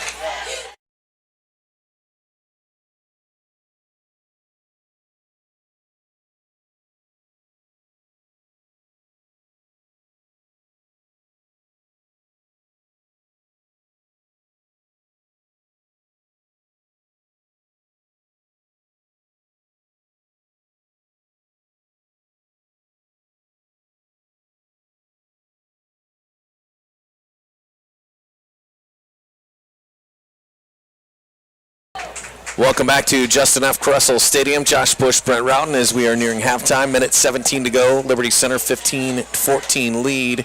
A huge first down defensive play there by Liberty Center. Yeah, let's see if the second play here is a little more conservative. They're going to throw. 2nd down and long. He's going to go across the middle, and he's got a wide open receiver all the way out near the 30-yard line. Carter Gilliam, the senior, able to haul that one in. Going to be short of the first down. It was 2nd down and forever. 2nd down and 23 there. Clock still spinning. Minute 58 seconds now. Tinora quick to the line. It's 3rd down and 7 now out at the 29-yard line. And Graziani's looking to throw again back in the pocket. He's got time. He's got a wide open receiver. Grady Gusweiler trips as he's going down the sideline just across midfield. And I think if he stays on his feet there, that's a huge game, maybe even 6 points. But it's maybe a little overthrown, and Gusweiler tripped over his own feet a little bit running down this near sideline. I tell you, Josh, we thought, interesting to see when this drive started what they do. They go out and get sacked, and we thought, it might be time to corral them in here and maybe try to run a little bit of clock off and get out of here and get to half down a point. They've done nothing but throw the ball. Big thing here is that incompletion stops the clock. 46 seconds left. It's 4th down and long now. It's an obvious punting situation here for Tinora. And if you're Liberty Center, now you've conserved a timeout because of the incompletion. 46 seconds. You still got a lot of time here. Play clock is running down, and they're going to timeout.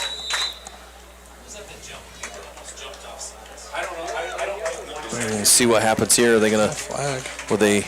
The play clock had expired. It's just a matter of, did anybody get a time off? Nope, nobody got a time off.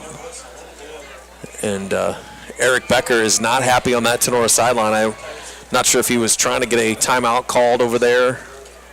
But nonetheless, delay of game called. It's a 5-yard penalty against Tinora. It'll back him up. And now back at the 24-yard line, you're looking for a clean punt here. Yeah, you got to get the ball off. Absolutely have to get the ball off here.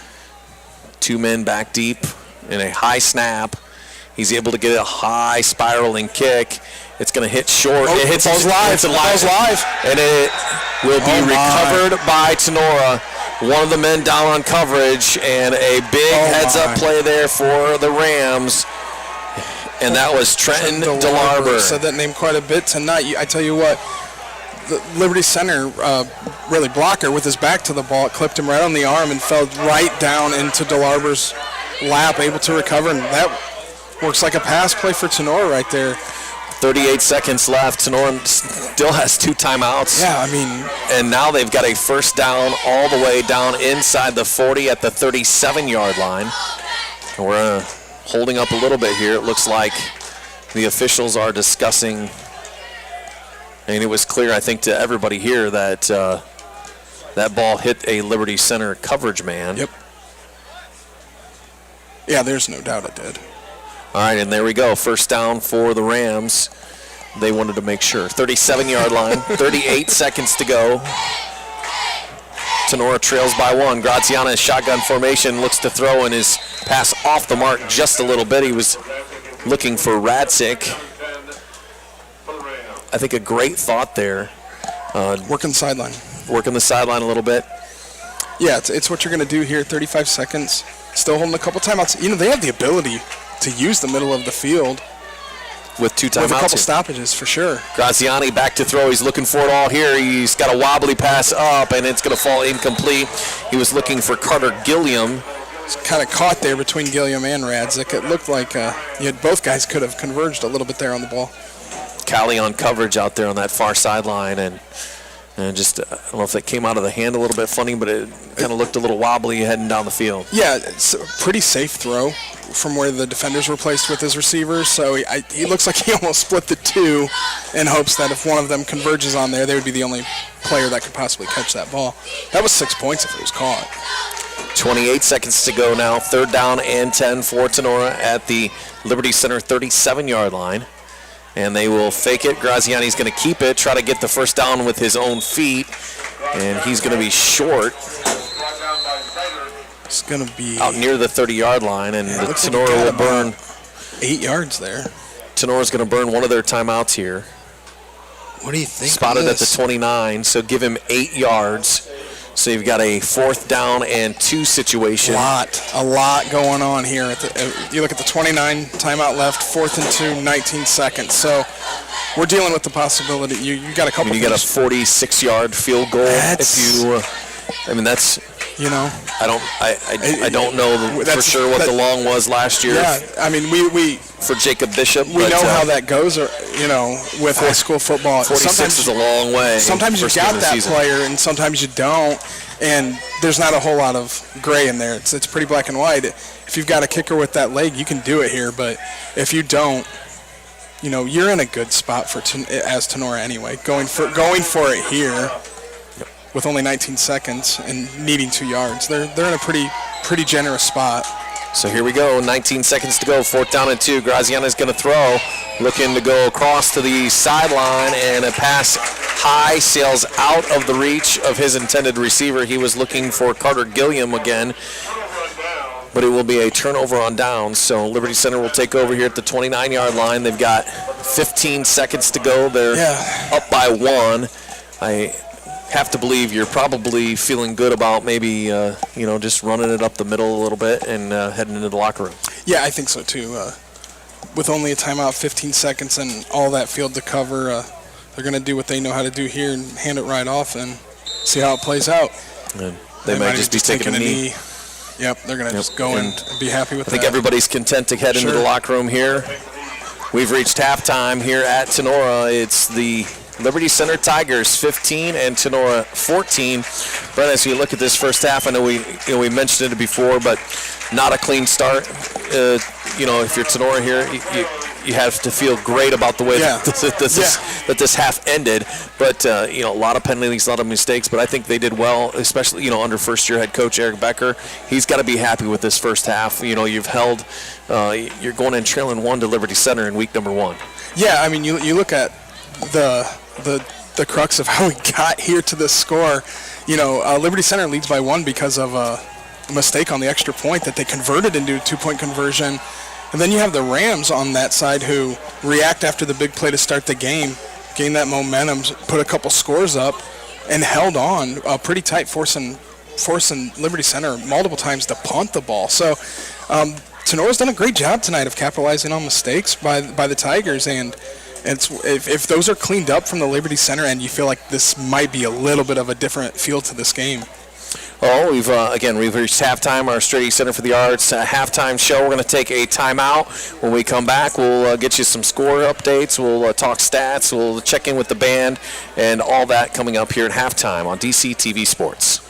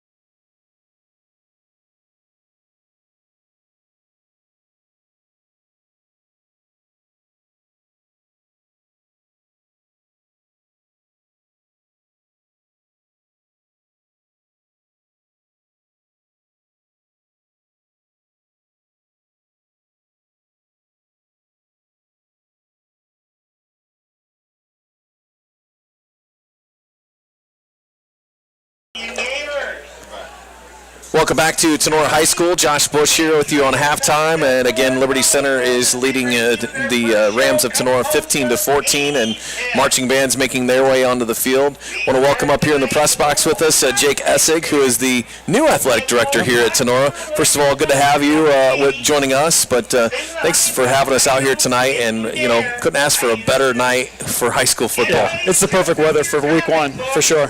Great crowd, great energy, good football game as well. Well, tell us a little bit about you. Obviously, you're new here at Tinora, but not new to athletics at all. Sure, yeah, originally from the Cincinnati area, so rich history with baseball, football, especially high school. I went to college for sports management, got my master's degree in coaching. I've been a college coach for 10 years. Athletic director was always my end game, and here we are. So what I guess when you were looking at this position at Tinora, what did you say, hey, I want to be a Ram? Was it the green? Perhaps it was the green or just the Ram logo, but for me, it was the people. Yep. People are really important to me, and I want to be surrounded by good people who are always trying to better their best, but also people that are caring and want to improve the situation and graduate these kids on time, but then also give them the best athletic experience that we can. And I felt like this was a place that really encouraged that, and I wanted to be a part of it.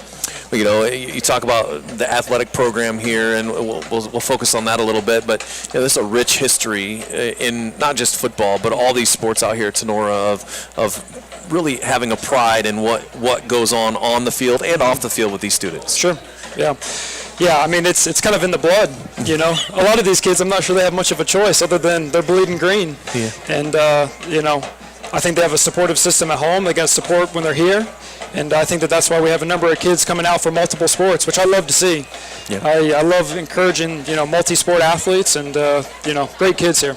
Well, at a smaller school like Tinora, obviously that was going to be my next question. You kind of lead, cool yet. Sure. But, yeah. How do you see that culture feeding here at Tinora? I haven't actually been in my office during classes yet, but what I can tell you is just, I see things, walking down the hallways and things like that, in the field house, and I would say I don't think anyone thinks that they're better than someone else. I think everyone's trying to look out for each other, and I think that especially the older guys are really trying to mentor the younger guys, and Coach Becker, I want to give him a big round of applause because he's really worked hard at that culture of realizing that it's more of a team than a me. And, give him a lot of credit. We'll talk about some of the other fall sports going on. Obviously, you got volleyball, I assume, start next week maybe? Or Yeah, next Tuesday. Okay. Yep. So you got volleyball, golf. Yep. Yeah, boys and girls golf, they're underway. They're doing well. I always forget that they start like halfway through summer. They're out there playing. Yeah. They got to, though, because nobody wants to play when it's snowing. Exactly. But, yeah, no, they're doing well. They've got a good group of players, and coached by Bretta, and she's very dedicated to her craft, and she does a nice job with those girls as well. Well, obviously, coming here to Tinora, we've seen several upgrades in facility-wise. The new school facility, beautiful, by the way. Yeah. The Performing Arts Center. I know there's some upgrades happening with baseball and things like that.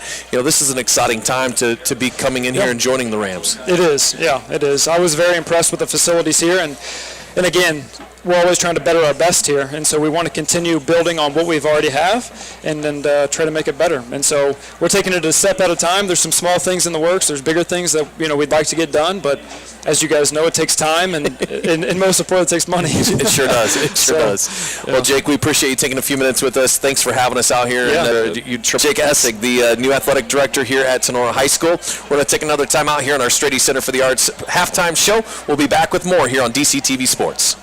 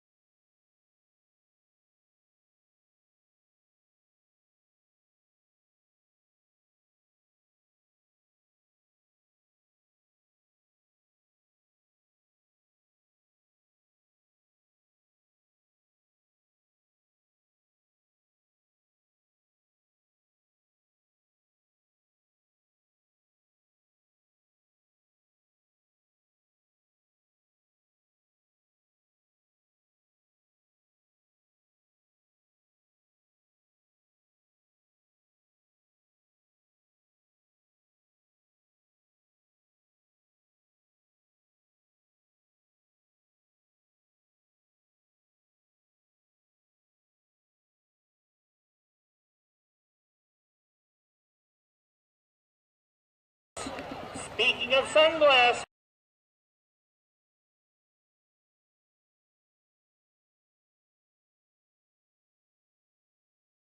feel the need for speed, just like Goose and Maverick. Rev up your engine, listen to her howl and roar as the band dogfights on the field to the danger zone.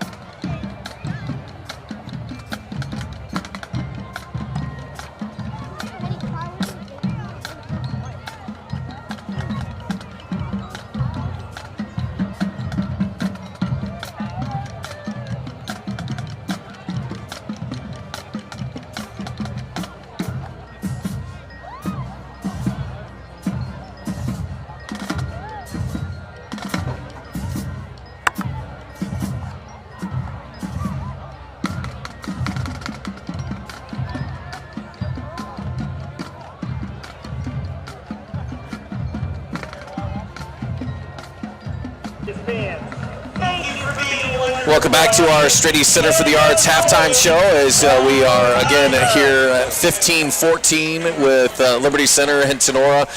Tigers on the top of that scoreboard. And Brent, waiting a nice performance there, by the way, by the Liberty Center band. We love seeing that. Absolutely. Tinora band's going to be coming out here on the field in a minute, but I know when we were in the break there, you had a chance to check a couple of scores from around Northwest Ohio. Yeah, just looking and seeing what's going on. You know, we've got a blowout brewing over there with Wauseon beating Fairview 35-0. That game's rolling in the second quarter. Ayersville, though, out with a lead on Delta, 15-7 in the second quarter. Patrick Henry up 21-0 over Hicksville at the last time we got an update there in the second quarter. Paulding leading Swanton 24-0. You got Archibald with Genoa 14-7 Archibald, so a little tighter than maybe expected there, but they're holding on mid-second quarter. Eden over Edgerton 14-0 at this moment. Antwerp 21-6 over Montpelier. Ottawa Glandorf and Eastwood, another game, 12 for Ottawa Glandorf and 7 for Eastwood. So you got some games that are pretty close. Marion Local, Wapakoneta, a couple really good teams, 7 through 1. So looking for another update out of that because that's a game I know we always kind of watch because you get two really strong programs there meeting up against Wapak. Yeah, we know how you are with them. So. Yeah, I've always been, you know me, I'm an Indians fan. I like the tribe, so, Well, we are at halftime here, and on our scoreboard, it's Liberty Center leading the Tinora 15-14. The Tinora Rams marching band has hit the field. We'll send it back down there for a little bit of marching band from Tinora.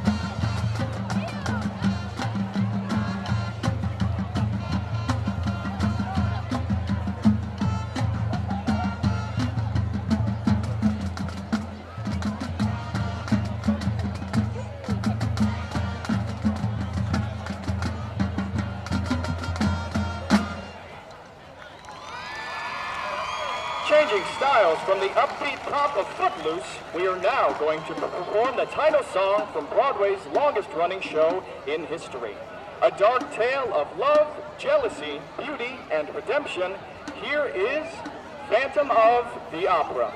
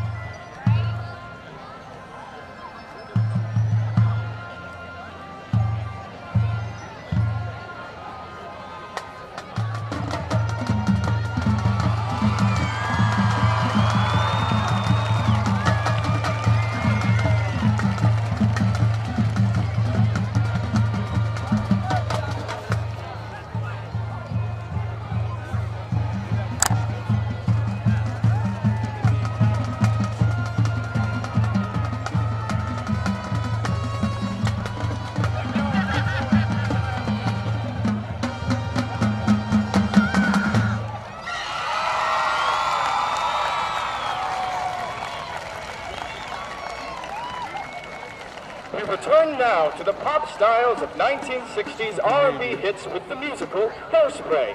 When it debuted in 2002, the musical won 8 Tony Awards, including Best Musical. Enjoy as we shake and shimmy to You Can't Stop the Beat.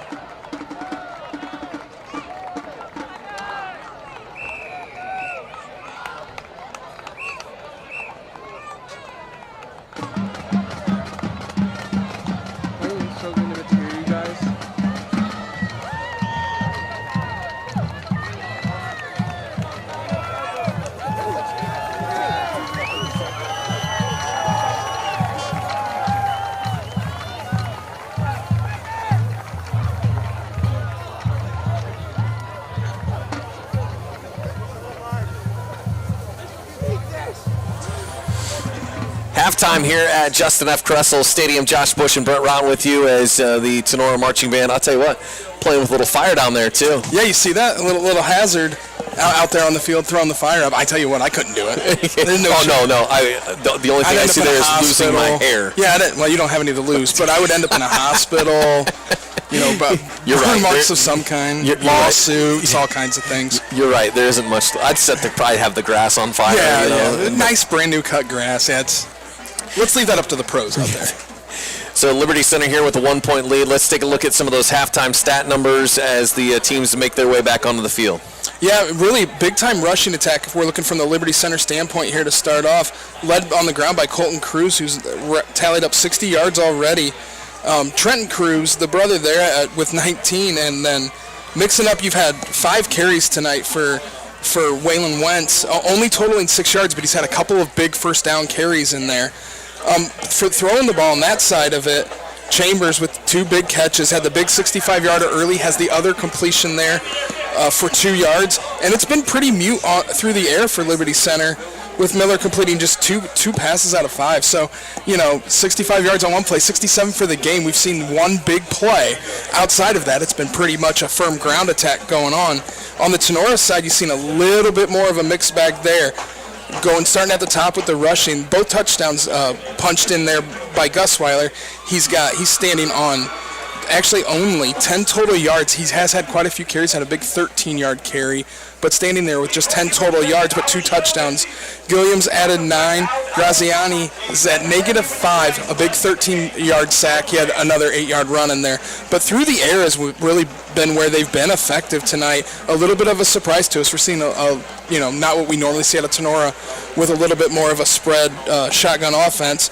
But Graziani with 132 yards in the air, and he's mixed it up with receivers. Getting it out there. He's primarily relied on Radzik. Radzik has 2 catches for 50 yards. Gusweiler with 2 catches for 24. Ackerman early in the game, first big play, 42 yards. He's been thrown to a couple times since, hasn't been able to convert any on the catch. Gilliam's added in a catch as well for 16 yards. So overall, you see Tinora, 132 through the air, about 40 yards on the ground, and a flip script on the other side. One big play for Liberty Center, and other than that, it's just been a ground and pound, play after play after play, moving the ball that way. Well, in the locker rooms before they came out, let's talk scenarios here. If you're Casey Moeller, what's the talk like in that Liberty Center locker room? Stay positive. We made mistakes, and if we can cut those out, you know as well as I do. We had the dropped punt back here. We had a near mistake down here with on the punt coverage. If you clean up those mistakes, you're probably looking at a 15-7 game, maybe a 15-3 game, something along those lines. So really, they've kind of indebted themselves a little bit to the scoreboard. And it's taking nothing away from Tinora, but Liberty Center set up a couple easy drives for the Rams. Sure, absolutely. I'll flip it over. Eric Becker, his first halftime chat as a head coach. First of all, you have to be happy with, the 15-14 score, number one. And in that pregame interview, we heard Coach Becker say that they felt like, yes, Liberty Center is Liberty Center. They're going to do what they're going to do. But one of the things that he said was there were spots that they could exploit a little bit. Sure. And I think you've seen a little bit of that here in this first half. I mean, you look at last year's score, Tinora got waxed 31-0. Look where we stand right now, a 1-point deficit at half. You've got to be feeling good on that side. So, you get with those kids and say, good job thus far, but we need to bring up that intensity a little bit. Penalties. You got to eliminate the penalties. The Rams have been hit quite a bit with penalties on that side. So, playing pretty good defensively. The offense looks balanced, and I think that's a little bit of a change. And Liberty Center's maybe a little reactionary to that, not used to what the Rams usually do. So you've seen a little bit more balance with throwing the football mixed with running it.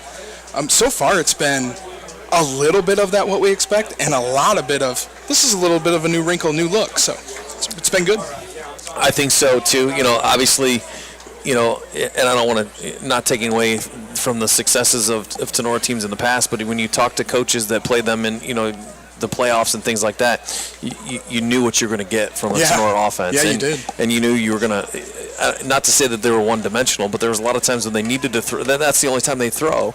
And now you're seeing this balanced attack, and what that does is defenses don't know what to prepare for, because you could literally give them a little bit of everything. You could. And back, when we were following the last 10, 15 years of Ram football, we've really watched them be a 80% run, maybe even 85% run. I was expecting to see that. You hear about the new head coach, new scheme, maybe a little more balanced. I really didn't expect to see them go out and throw the ball more than running the ball so far. So it's been fun. It's been from the aspect of being surprised, and I think that might bleed a little bit onto the opponent in Liberty Center too. Not that they weren't prepared, but there's got to be some coaches and evaluators on that side saying, we knew they'd throw more. I don't think we knew they'd throw that much, and the score is showing it. 15-14 Liberty Center, as they have got it teed up here, is Max Walter will kick away. Boomed it all the way back to the end zone. It'll be taken out. They're going to say he was in the end zone, so no return there as Trenton DeLarber back in the end zone. And that's all right. That's all right there. That's a good kick. Max Walker, boomed that. Wow. It came off different than anything we've seen so far. That was good leg there. Pin him back. We're just underway here in our third quarter as we've got one half under our belts here on this Friday night. Glad to have you along here on DCTV Sports. Glad to a lot of folks joining us on that YouTube stream. Yeah, happy to have anybody, hopping on, checking out our local football. Shotgun formation for Graziani. He's going to keep it on first down coming to this near sideline, and it's going to get bottled up, and he'll be thrown to the ground. Nice pursuit on the near sideline for Liberty Center. Trenton Cruz, that senior linebacker, stuck with the play. Stretch it out, bring him down. Something we didn't see a lot of there in the first half is quarterback keeper. Graziani got hit for a big sack loss. Did have one carry, designed run for 8 yards, but come out first play of the second half with something we really didn't see a whole lot of in the first half, keeping the ball on the ground with the quarterback. Loss of 2, so it'll be second down and 12.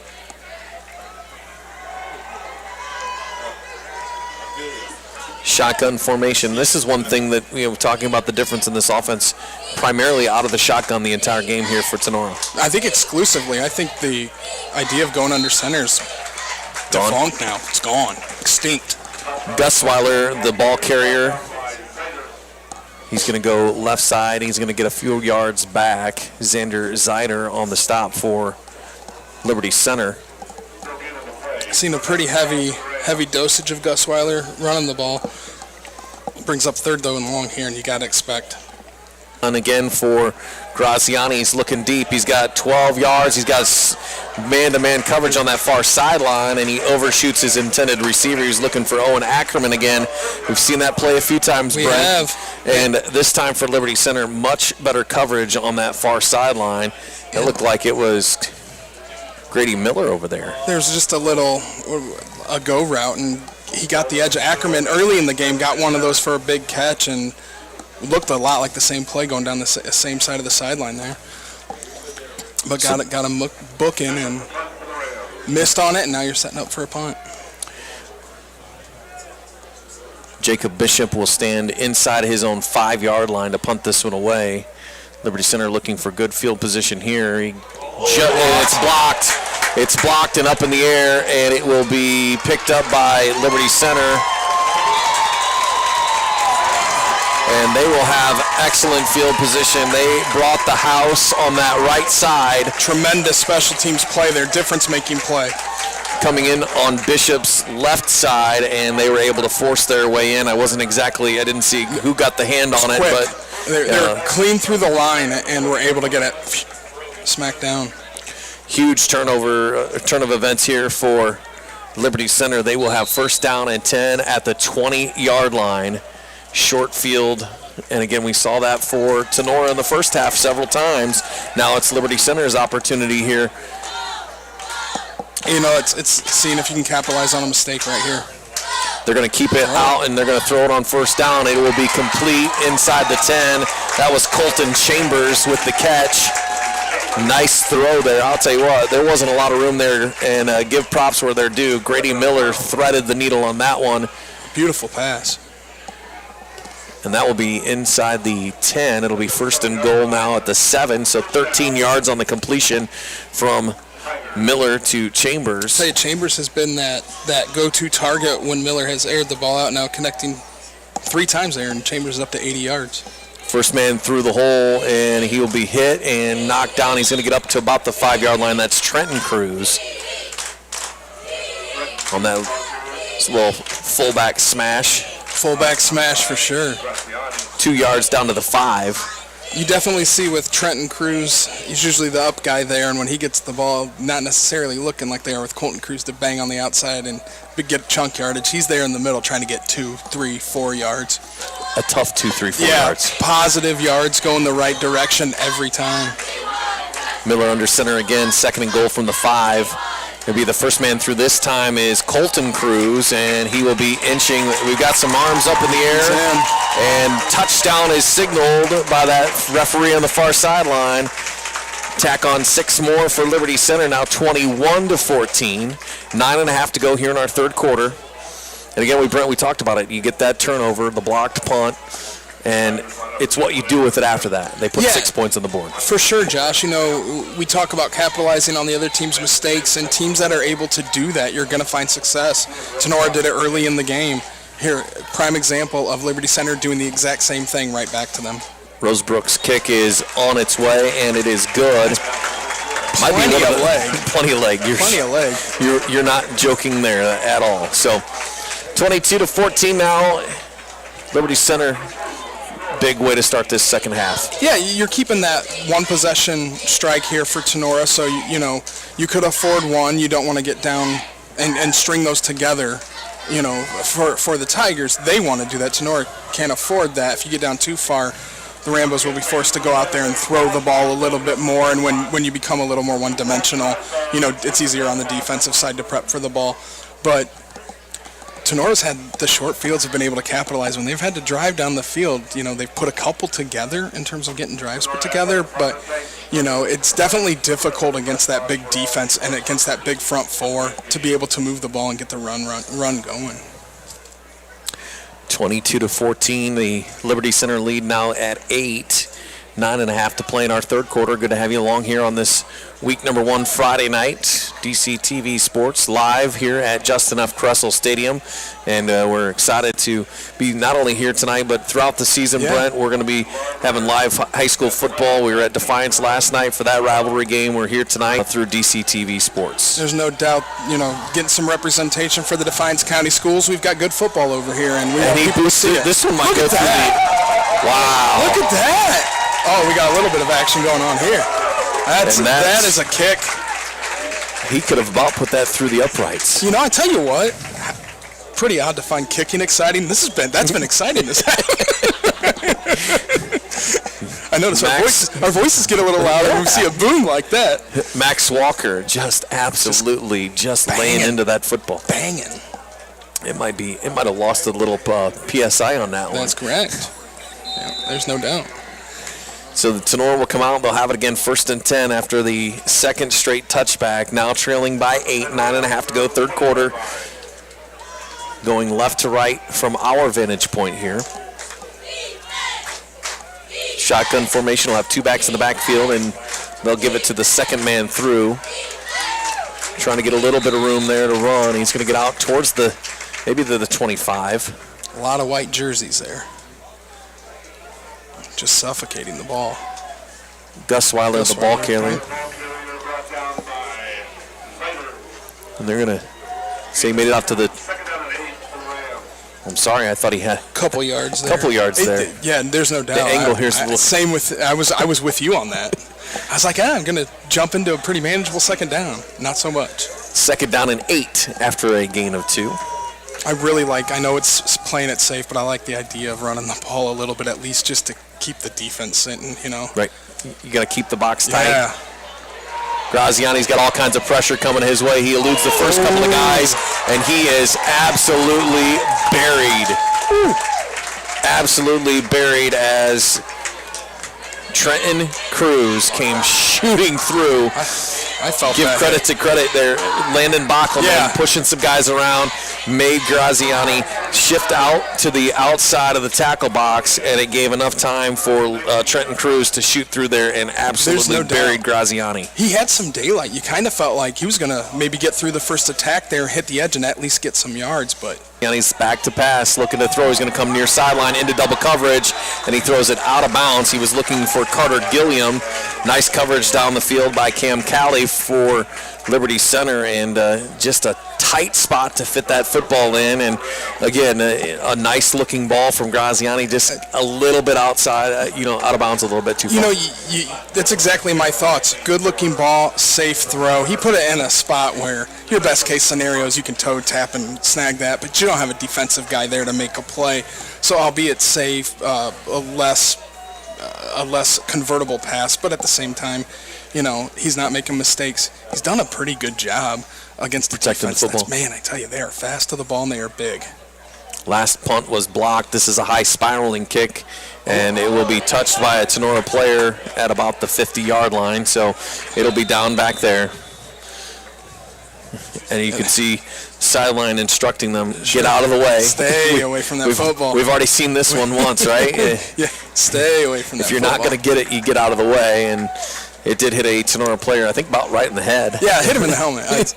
You think that may have directed the ball to get that friendly bounce that would have been for Tinora had it not been touched, but you never know if that would have came down clean where it would have went.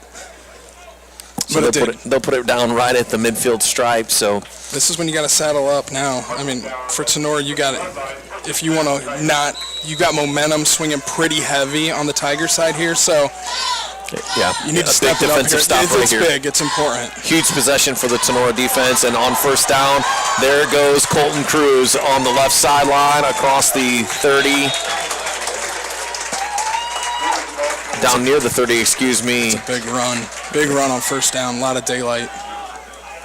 And you can see the big guys up front for Liberty Center starting to, I mean, they've been having some good success there, but they're starting to really exert themselves now in this third quarter. Yeah, there's no doubt. They definitely have. You can see a little bit on the Tinora side of, I don't want to say being worn down, but he had a wide open receiver. Landon Cruz was cruising right down towards the end zone, and he is overthrown, and it'll fall incomplete. I think that's a good spot to take that shot right there. Yeah, we've come off a 20-yard run, or you're expecting run. We've noticed Liberty Center, they don't open it up all the time, but they seem to pick the spots really precisely of where they want to take those shots down the field, and they've had some success with it early on, so you can't blame them.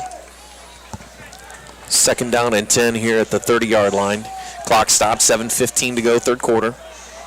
Shotgun formation for Miller, and the snap goes all the way by him. He's got trouble. He's just going to fall on it back outside the 45. And that's a huge loss. That's a big one. That'll be a loss of 15 yards outside the 45.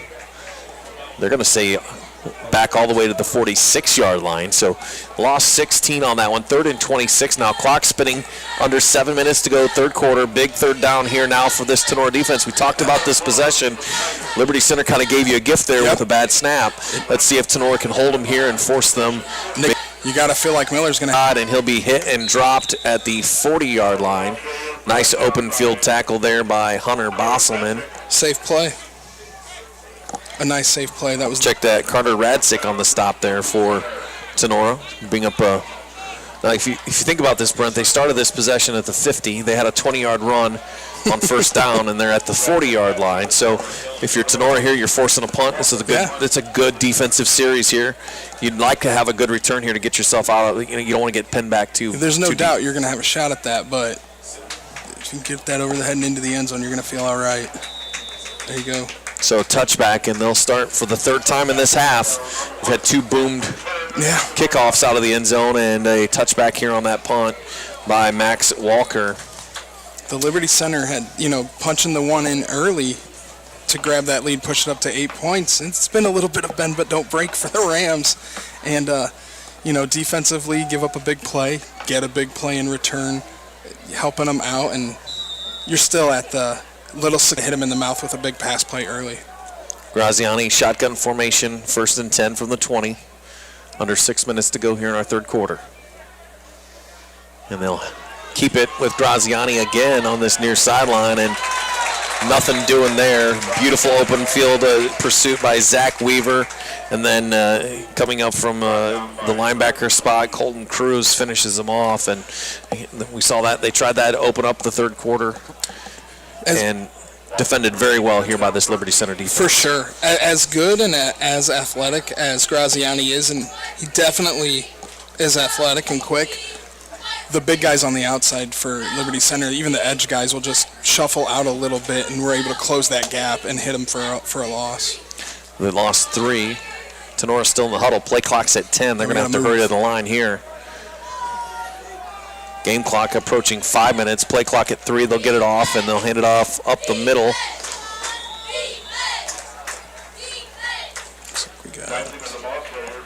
Looks like Geisinger. Yep, Joey Geisinger.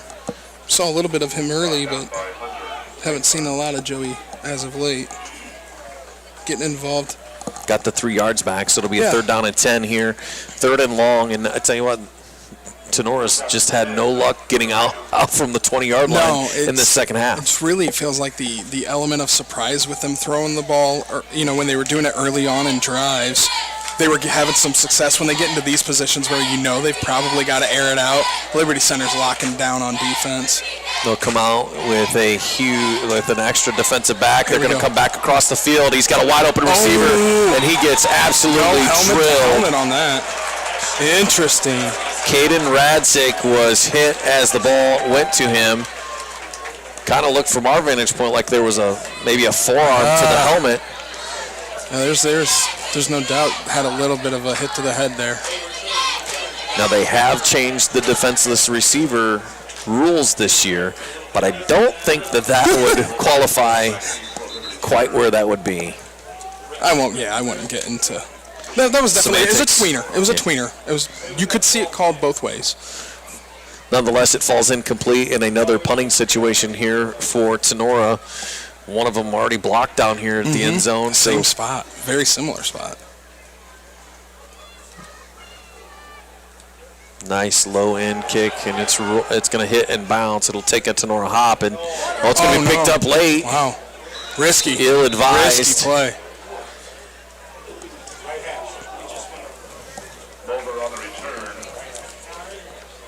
And that was Thomas Moeller who picked that one up late, and that's not something you like to see. No. A couple green jerseys standing around. Was able to corral it and hold on to the ball, but took a little bit of a lick too there, just hanging on the sideline. So for Tinora here, they've now had 3 possessions. All of them started at the 20. All 3 of them have resulted in a punt from deep in their end zone, and just not a good offensive half so far for the Rams. Feels a little bit like how the other way was for Liberty Center on offense in the first half. And a short field again for the Tigers. First down run will be Colton Cruz. He's going to get about 2 yards on that first down run. That play when it broke from the line, he had all that space with the big left tackle taking up 2 bodies. It felt like he was going to hit the edge and have room. Pretty good closing out there in the open field to hold him to only 2 yards. Clock spinning, 3.5 to go in our third quarter. 3 backs in the backfield. Now they'll shift out of it. Miller goes under center. Second down and 8, and it'll be the first man through. This is Trenton Cruz. He's got all kinds of room. He's still on his feet. Across the 20, 15, 10. He's in the end zone for a touchdown. Wow, a fullback dive up the middle. And that's what happens. Brent, we talked about this a little bit ago. They've pounded that same play over and over again. Getting 2 yards, 3 yards. This is what happens, though. Eventually, you break that, and just like that, a 45-yard touchdown scamper on what should be a 2 to 3 yard play. Yeah, and you look at the wheels there, though. We don't get to see that when he's fighting at the line of scrimmage for every yard, but when he got through into the second tier and into the secondary there, was able to break away and move away, pull away from defenders. That's got some speed there hiding inside those thighs. 6 foot, 190. I mean, rumbling, bumbling. I was 190 once. It was a long time ago, but I wasn't that fast. You're 5? Yeah, I was about 7 years old. Point after on the way, and it will be yanked to the left. So Ian Rosebrook yanks that one to the left. Point after no good, but the Liberty Center Tigers now have doubled up the score here on Tinora, 28-14. 3:12 to go here in our third quarter. Let's take a quick timeout. We'll come back and get you the final 3 minutes of this third quarter. Fourth quarter action on the way too. It's DCTV Sports live from Tinora.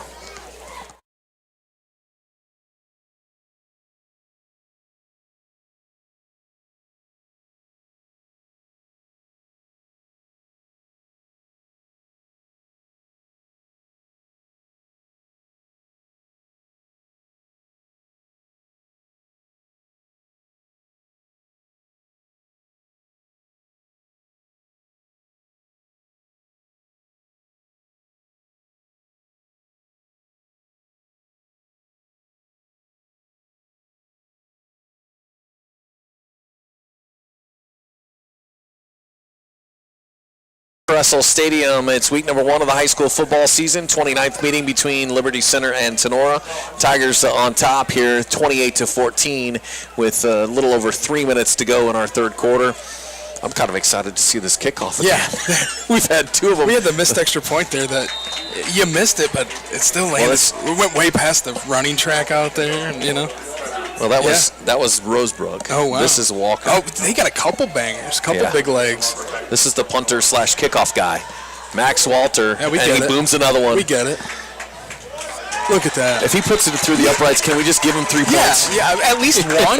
You don't consistently see that at this level very often, So that's a does consistent. stick out. It's been a consistent kickoff there for Walker. So nice big boot, and again for Tinora here. Let's talk about it from the Rand standpoint. They've started on the 20-yard line now. This will be their 4th consecutive drive, opening up this third quarter, and they've literally done nothing with it. Well, and when you give up the points on offense and you get into that kickoff scenario where it's going to automatically be kicked out of the back of the end zone, you're going to be starting at the 20-yard line. I mean, you're going to constantly be in a hole trying to rebound off points being scored. Graziani to throw on first down. He's looking down the right sideline, and a little miscommunication again there. Carter Gilliam looked like he was turning out, and I think that Graziani might have thought he was going to run maybe an out and up. Yeah, they've had a couple of those scenarios where the passes look good, the routes look like, that they may be option routes, and you're picking the wrong option. Well, and let's be honest here. You got guys that are trying to adjust to a new scheme here under their new offensive coordinator, and it's not something that they've done a lot of, and you're still trying to get on the same page. Yep. You're going to have a learning curve. Talk about that all the time, where these programs, these offenses start at the junior high level. There's guys that have been running a different offense for years. They'll keep it on the ground on second down. Good strong carry there. Nice strong carry by Gusweiler. He comes up limping a little bit because he got ripped to the ground by Colton Cruz. A nice strong tackle there by Cruz, and Gusweiler is maybe cramping up a little bit. It looks like he's trying to stretch it out a little bit in the huddle. Get that humidity. That humidity out here on the early weeks. You see it. 2.5 minutes. He's struggling, I tell you what. 2.5 minutes here in this third quarter. Pass play here. You have to. And he gets run over. Yep.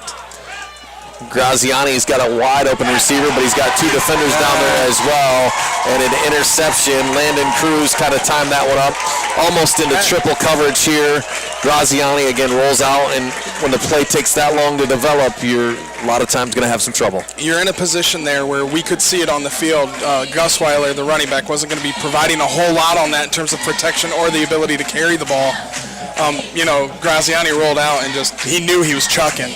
It was almost chucking and ducking, and you don't like to have that risk that involved there, but you're down 2 scores. You got late in the third quarter, you've got it. Or to Chambers, who will go off right tackle, give him 3 yards. Second down and 7 coming up. I think this is the first time that Liberty Center has been on the other side of the 50 in the second half. It has. Like you said, the pass play did work a little bit like a punt there and pushing them back a little bit. This is where they had success in the first half. The Rams did on defense was they pushed them back a little and could stop them or get them into third and long. They could make a play, and they were forcing punts early on. Under center for Miller, and it'll be Cruz, second man through, got a big hole, penalty marker comes in, and we'll see where they mark this down. He's got enough for a first down. Penalty marker came in from the Liberty Center sideline judge. What are we looking at here? So it's either a hold or maybe a neutral zone infraction, I don't think perhaps. we had anybody in the zone. It did come fairly quick, but it came as the ball handler was getting through the line.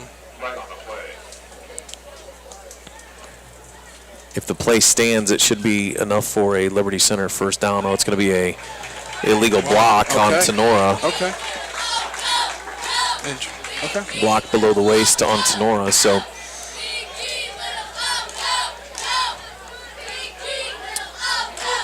interesting.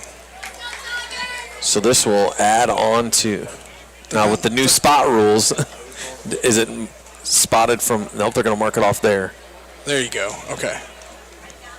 So It's one of those things where from the 50. just inside, so a 15-yard penalty. 15 yards, yep. 34. There you So go. that'll take it all the way down to the 34, and Liberty Center's ready to go. Yeah, they're hopping right on the up there. ball. We're rocking and rolling here. Play clock starts, and they'll snap the ball shotgun. They'll fake the inside give. Chambers will take it all the way down inside the 25 to the 15. I think you're down to At the 20-yard line, 21-yard line, excuse me. So nice gain there on the last time they ran that play. It went 65 yards for a touchdown. You're definitely seeing Chambers being the primary target here when throwing the ball for Liberty Center, and he's converted a few. Fumbled the snap again, and then Backed up for a Miller will be big brought down in the backfield once again.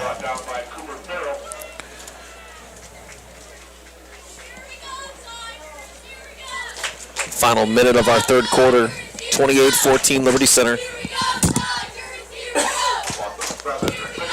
loss of 7 on that one, so it's a big play. After giving up the pass play to give some of that yardage, get some of it back into second down, clock rolling here.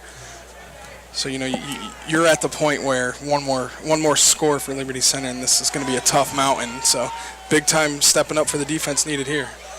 And they'll give it to the second man through. It is Cruz again. He stays on his feet, breaks a couple tackles. He'll have a first down. Oh, no, excuse me. Back past the original line.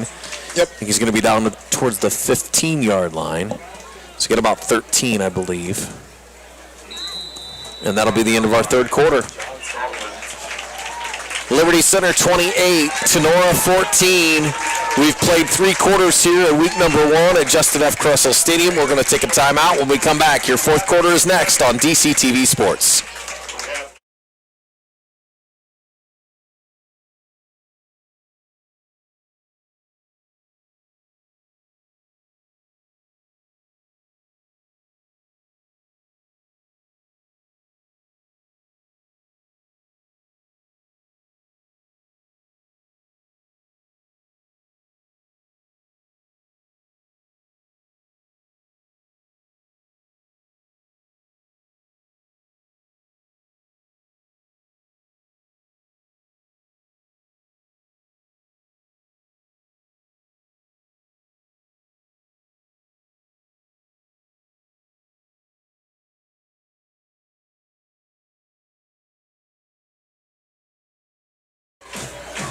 Welcome back to Justin F. Kressel Stadium here at Tinora High School, week number 1 of the high school football season. Fourth quarter action coming your way as we'll flip end zones here.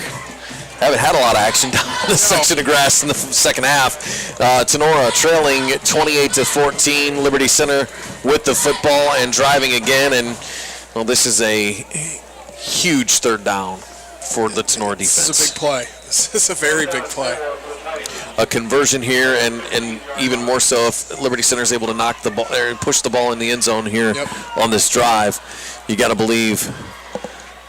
And they give it to the second man through, and just like that, Waylon Wentz will go into the end zone, 15 yards and a touchdown for Liberty Center. And they are starting to pull away here in this second half. The second half that's been dominated primarily by this Tigers offense and defense and special teams. It definitely has been. It's been pretty textbook for Liberty Center. You can tell the adjustments made there at the half. Definitely came out with a game plan to hit them in the mouth and continue to just pound that ball down their throat. Ian Rosebrook looking to hopefully get back on the in between the uprights this time. Ooh. Partially blocked, I think, but it's still going to go up and good. Nice effort there by the special teams at Tinora, but not quite getting there. Point after is good. 35-14, your score here.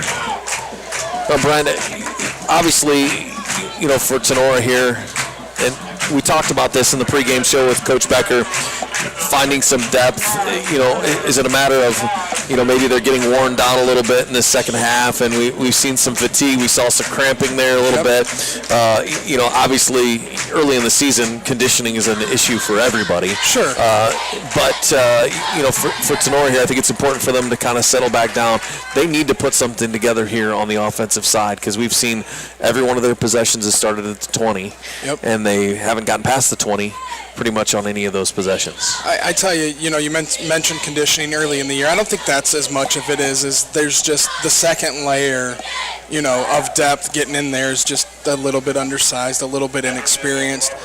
And you've got a pretty veteran Liberty Center team, and you're starting to feel it. As the game went on, Tinora was hanging in early, kind of running a little bit off that early juice, and now you've got the veteran side of the Liberty Center team who's kept it under control, and they've been able to willingly move the ball up and down the field. You're at this point in the game where it's not dead, but, for Tinora, you absolutely need a score, and you need quick scores, and you need quick stops to be able to jump back in this. Max Walter, another booming kick, and it will did not go into the end zone. Yeah, I'd say it looked like it was close. Wow. I don't know. Beautiful kick. And it just hit, and as much as that wasn't. If this was on turf, it would have gone by. Yeah. But in that grass there, it almost looked like it almost looked like one of your wedge shots on the 18th. Yeah, I haven't picked up a golf club in like 14 years, but I remember the last time we played golf. That was fun. That was night fun. golf. That wasn't golf, but that was fun. All I remember is when I picked you up, I said, where are your clubs? And you go, well, I don't have clubs. I don't have clubs? What are you talking about? That's when you picked me up. Okay, yeah, I thought you were talking about later when you picked me up. First down and 10 for Tinora. They'll be at their 20-yard line. Let's see what they can do here. They need to put something together on the offensive side here to kind of get back in this a little bit, and really for confidence. Yeah, and you still want to run your offense, not get too out of character, because you're working on stuff every play. First down carry for Tinora. Gustweiler up the middle. Not much working there again. Just kind of quickly bottled up by this Liberty Center front four. Yeah, able to get back to the line of scrimmage, but not able to really get any movement there on the lines. Bring up second down.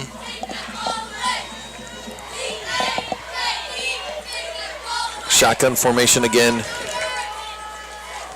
And they'll hand it off to Gustweiler, left side. He's got a little bit of a hole out across the 22 to the 24-yard line before he's wrapped up. And that's what you want right there to get into third and manageable. I think you're going to be looking at 3rd and 6. So you have, you might be a little bit even short on that, 3rd and 5. So, you're in position here where you can run the ball, you can throw the ball, you can kind of leave a little bit of some guesswork in. Well, and what we've seen the last few possessions has been 3rd and 12, 3rd and 14. 3rd and 11, 3rd and 12. Yep, there's no doubt. Big third down here for this Tinora offense. Would love to keep them on the field. Obviously, the Ram defense has spent a lot of time out on the grass. And Graziani's going to go down the far sideline and had a great look down on that sideline, and it just falls incomplete. It's a good ball there. You got to give up a little bit of props to Liberty Center, to their secondary here, who's just been on fire coverage-wise tonight. A couple big plays they gave up early, but since then tightened it up, and you're not seeing a whole lot of holes in the defense. Made it very tough on the passing game for the Rams. Well, Jacob Bishop will come on. He's had a busy second half. Very. One of his punts was blocked early in the third quarter. He'll be standing at his 10-yard line right now. And looks like Tenora's going to call a timeout. We'll take it with him. 10 minutes, 30 seconds to go here in the fourth quarter. Liberty Center leading it 35-14. Back with more after this on DC TV Sports.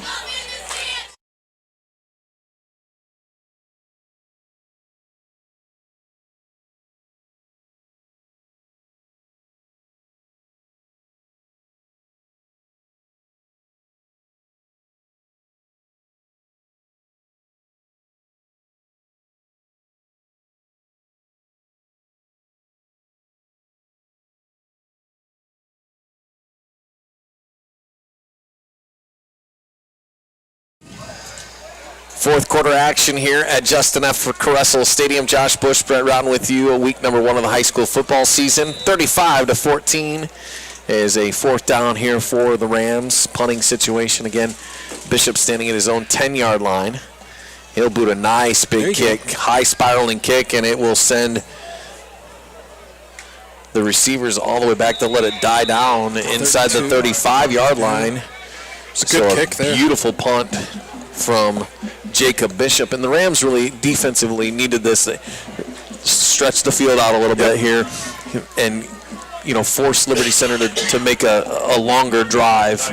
I think up until that last possession they had not started on the other side of the 50-yard line in the whole second half. Yeah, I mean, it's those little minor victories that you're looking at right now, if you're Tinora, with a slow offensive second half, but they've had a couple times here been able to at least push them back, make life on Liberty Center a little more difficult. Hasn't been too much, though, as a whole in the second half. Second man through, and he will get hit hard as it's like we there went to Xander Zeider. Gain of 3 there. Zeider, a 6-foot junior. And he will be in the backfield once again.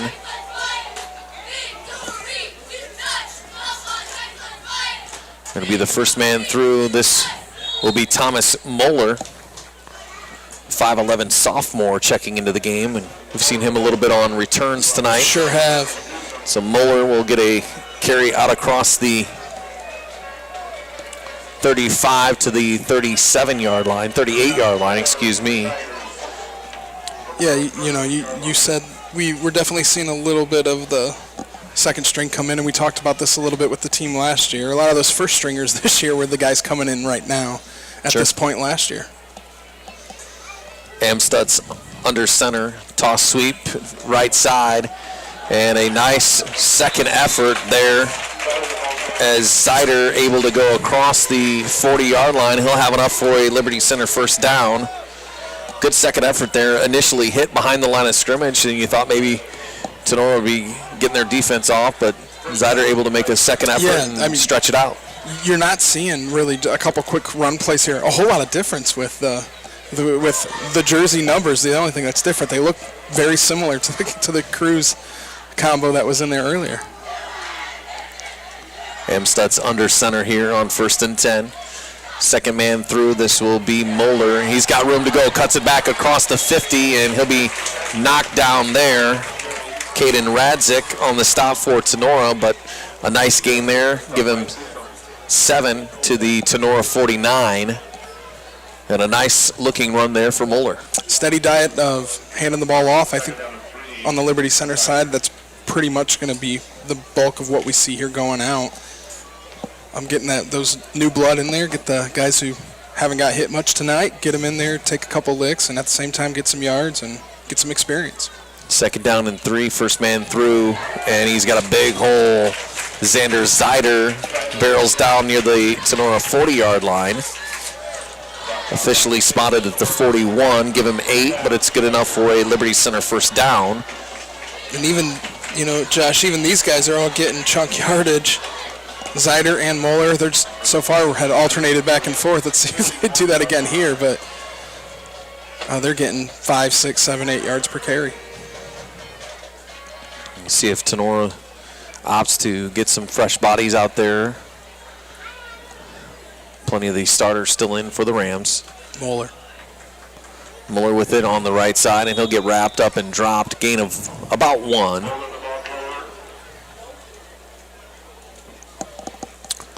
Host of Rams in there for the stop. We've seen Zeider Moeller.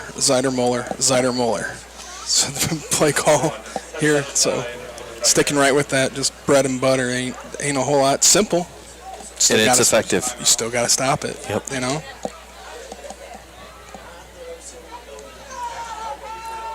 Second down and 9. Clock spinning under 7 minutes to go in the ball game. Amstutz under center, and it'll be a wing sweep. And that is Jackson Bartles, a 5'10" junior. And a nice game there. Chance for the Tinora defense to get off the field here.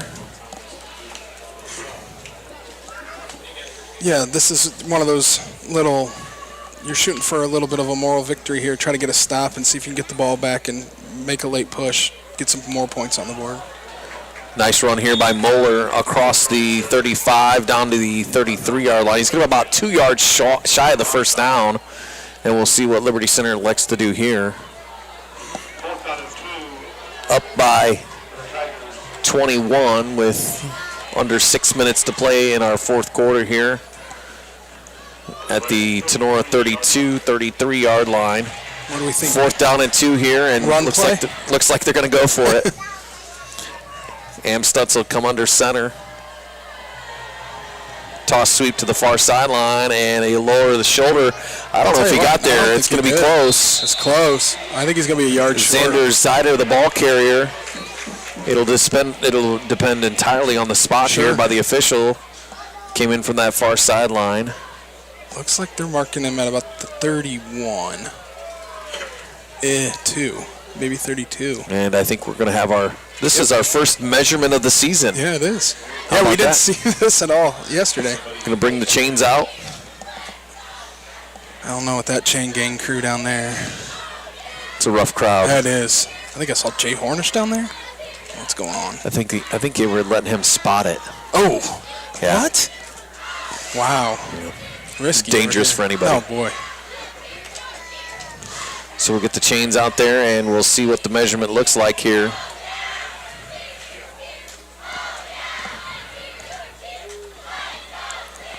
What do you think? Just a tad short.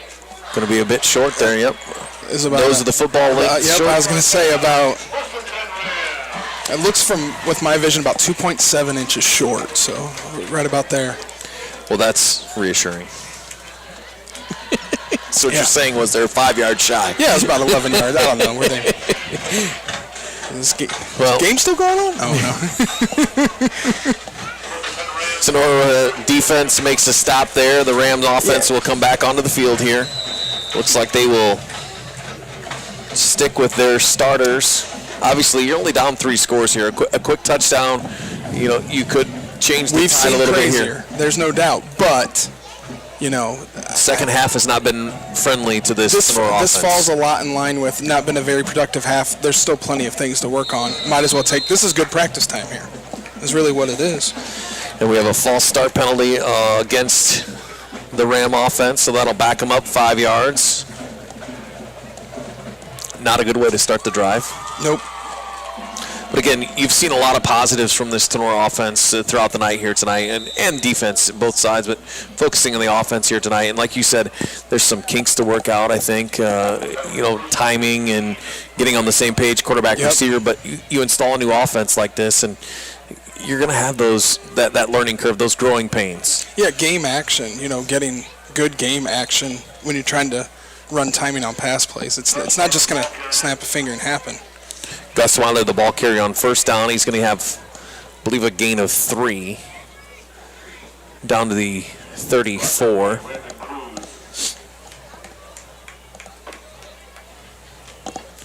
Landon Cruz. I think we've called that name a few times here tonight. We have Landon Cruz, Colton Cruz. There's been a few of them. There's no doubt. They've been rock solid on both sides of the ball. Impressive. Second down and 8 from their own 34-yard line. And I think there was some confusion in the backfield there. I think somebody thought it was a handoff, and somebody thought it was a pass, and Graziani will take the sack. And we have a Tinora Ram down. Looks like it might be Braden Rostai. Yeah, I believe so. Down at midfield. Hanging out. Yeah, at this point. Some cramping. You're hoping that's just cramping. Get the pickle juice out, eat some potato chips. We're going to timeout on the field. Let's take it with them. 4:32 to go here in our fourth quarter. 35-14, Liberty Center. You're watching high school football on DCTV Sports.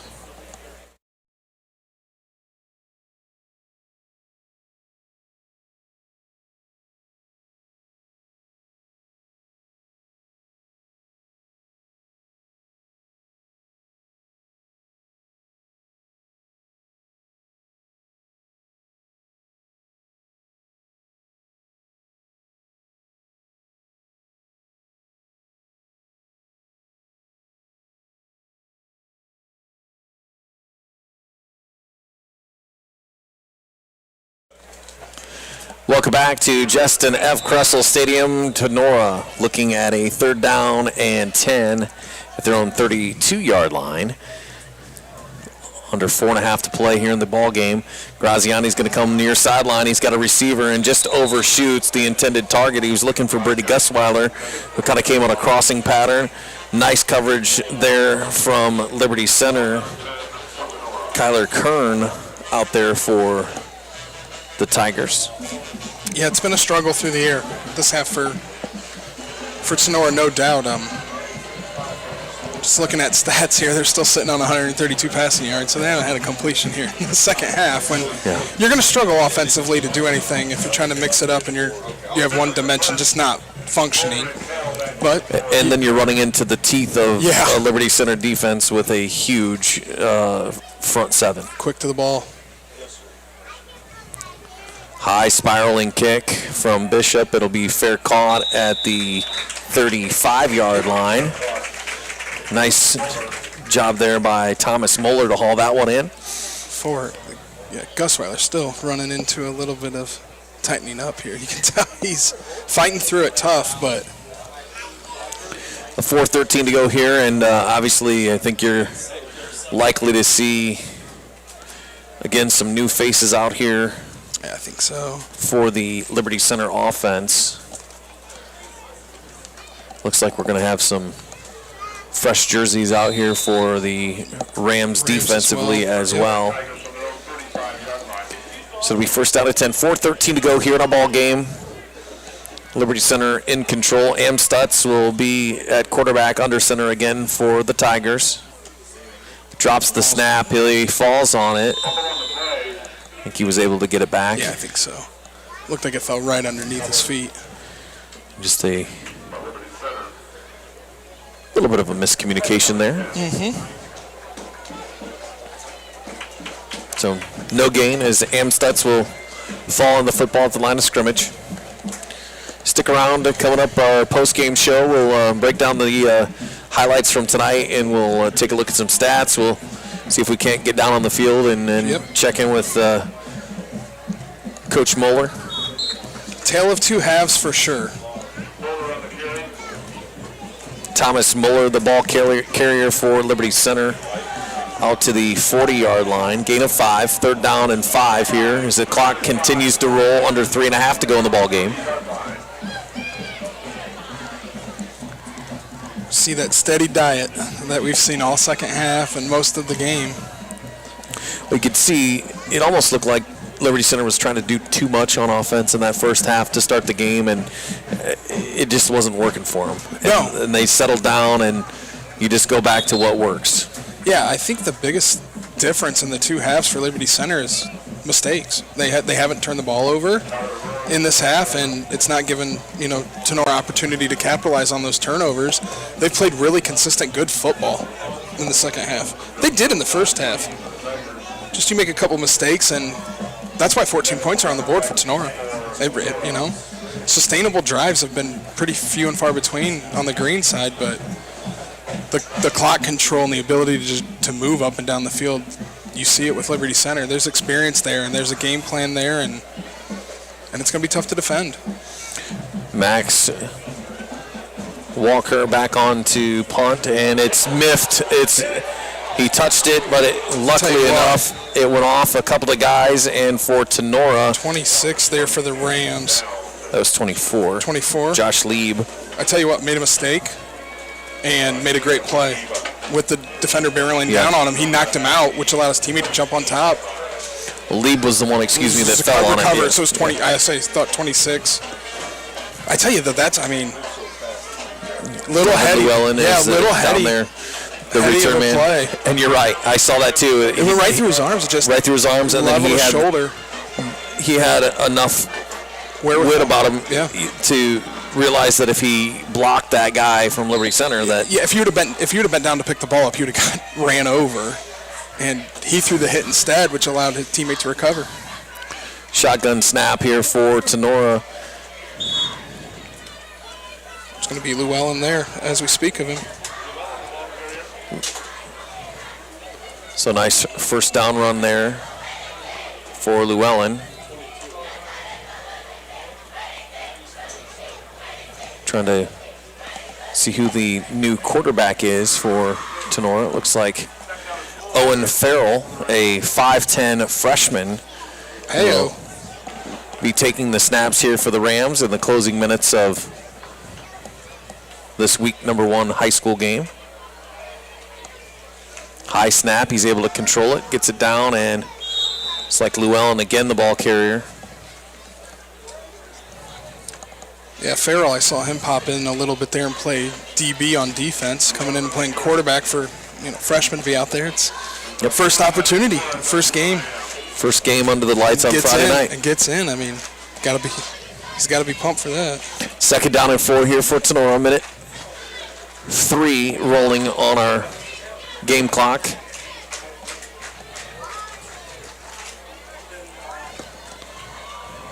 Farrell standing in shotgun formation.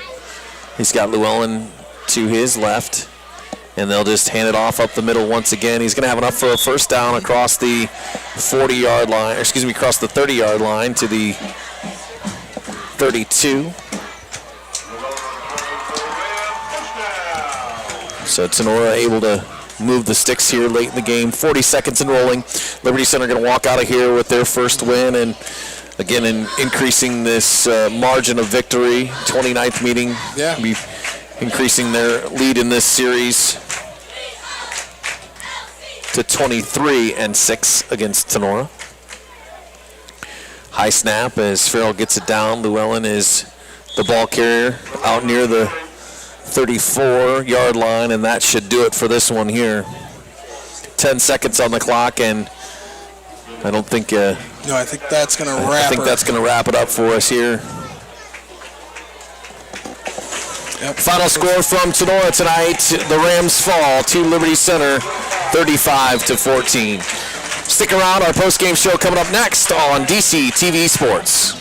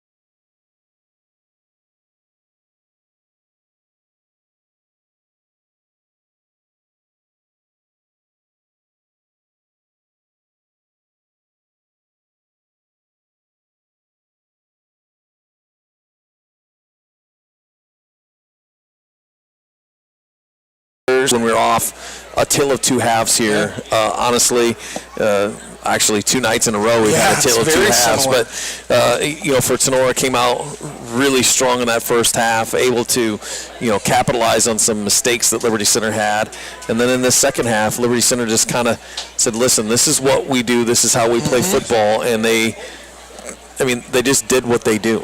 Yeah, there's no doubt. It was paled in comparison to what happened in the first half, where you saw an evenly matched battle where it was separated by 1 point, almost by mistake, with getting that 1 point lead. And, Liberty Center made some mistakes early on in the game. Tinora was able to capitalize on them.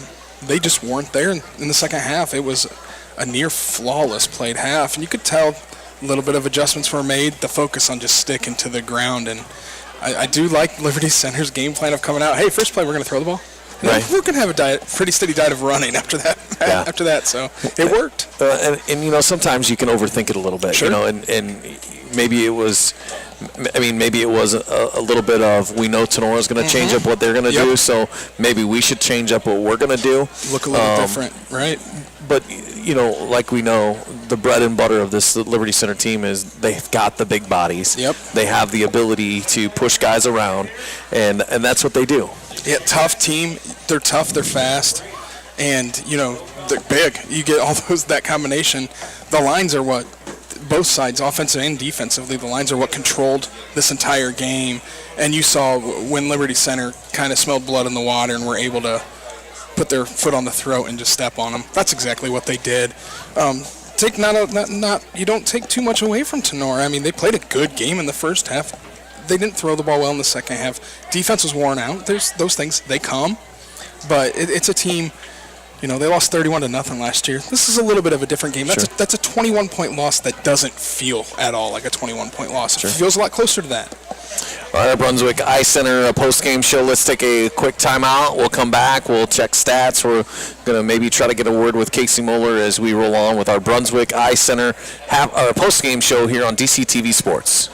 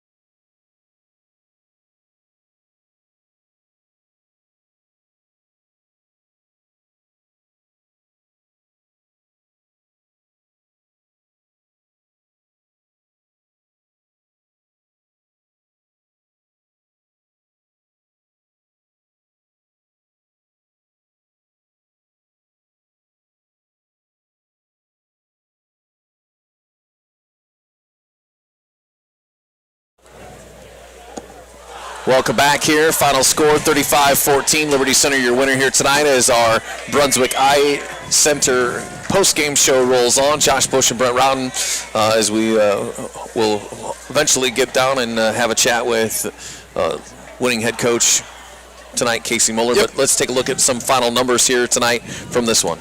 Looking at the Tinora side over here, that heavy dose of running the ball. They also threw the ball a little bit, but we ended up with 28 rushing yards for Mr. Gusweiler. Ended up with 2 touchdowns and mixed in there, both the touchdowns for the Rams. Spread out the rest of the way around. You look down at the success they had throwing the ball, stemmed all in the first half, with Graziani nailing on 132 yards.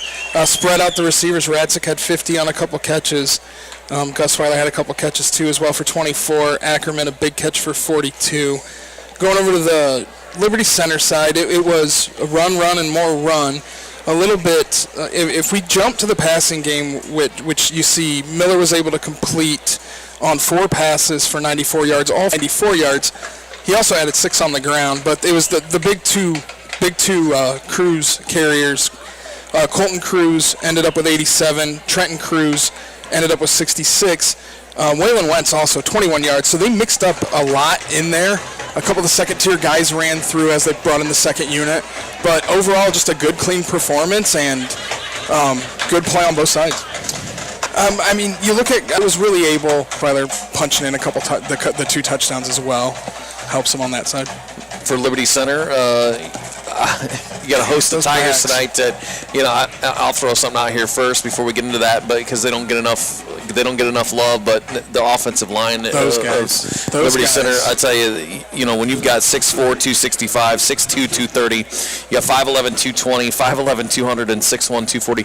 You saw what they could do when this game started to carry on. They had their way about them in the trenches. Yeah, they did. You're right. We don't say the names all that much, but you saw tonight how important they were. They drove that entire second half and just drove up and down the field, anchored by that offensive line. Both Cruz backs were able to, pick up yardage really at will. So looking at the backs then, the Cruzes had a great night, but I think Colton Chambers tonight had that, it set the tone for the game. Yep, absolutely. I think that's a big play, and he had 4 catches for almost 100 yards. That's a heck of a game at this level for a team that doesn't throw the ball a whole lot. I think it's impressive. Colton Chambers will be our player of the game here tonight as we are winding down our Brunswick Eye Center postgame show. We'll take another timeout and wrap things up when we come back. You are listening to our Brunswick Eye Center postgame show on DCTV Sports.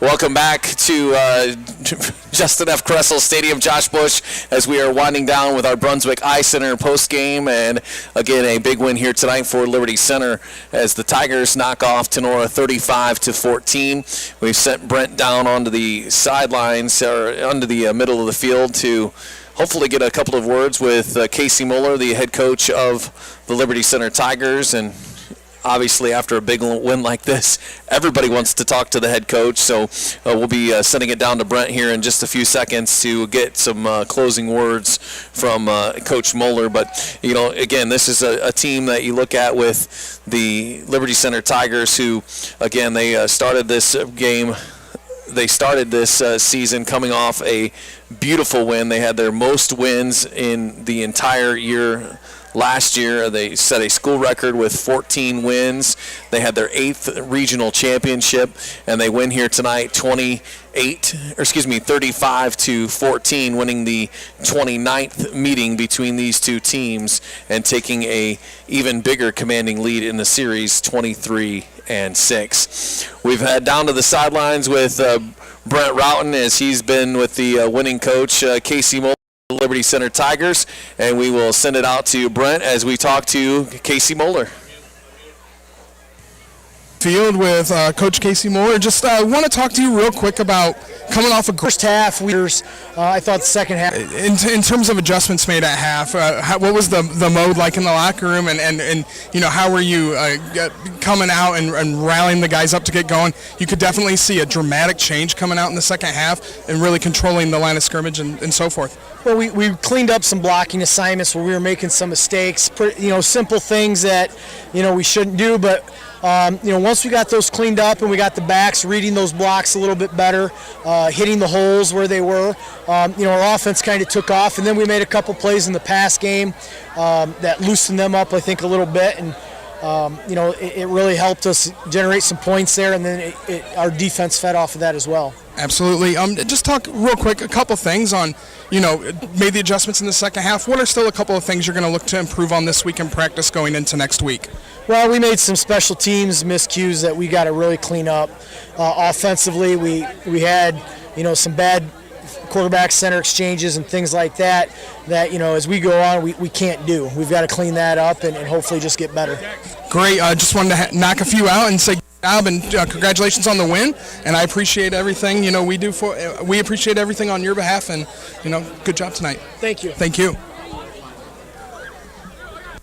Comments of Casey Moeller, Liberty Center head coach, and we appreciate Brent for getting us taken care of down there on the field tonight. And again, we want to thank Coach Moeller for taking a few minutes to visit with us here after the post game. It's going to do it here from Tinora High School tonight. Liberty Center wins the 29th meeting of this one, 35-14. I want to say a big thanks to Jake Essig, who joined us at halftime, and also for all the hospitality here tonight. Definitely a fantastic job. I would imagine this is his first big hosting of any events here at Tinora, at least a Friday night football game, that's for sure. I want to thank our producers up here in the booth, doing a great job. I've had to look at the back of your head the entire night, but that's okay. It's okay. At least you're not thinning too much. But for Brett Roughton, this is Josh Bush saying goodnight from Tinora, where the Rams fall to Liberty Center tonight, 35-14. Join us next Friday night. We'll be back in action as we head back to Fred J. Brown Stadium. We'll be at Defiance as the Bulldogs will open up Western Buckeye League play against Wapakoneta. This has been High School Sports on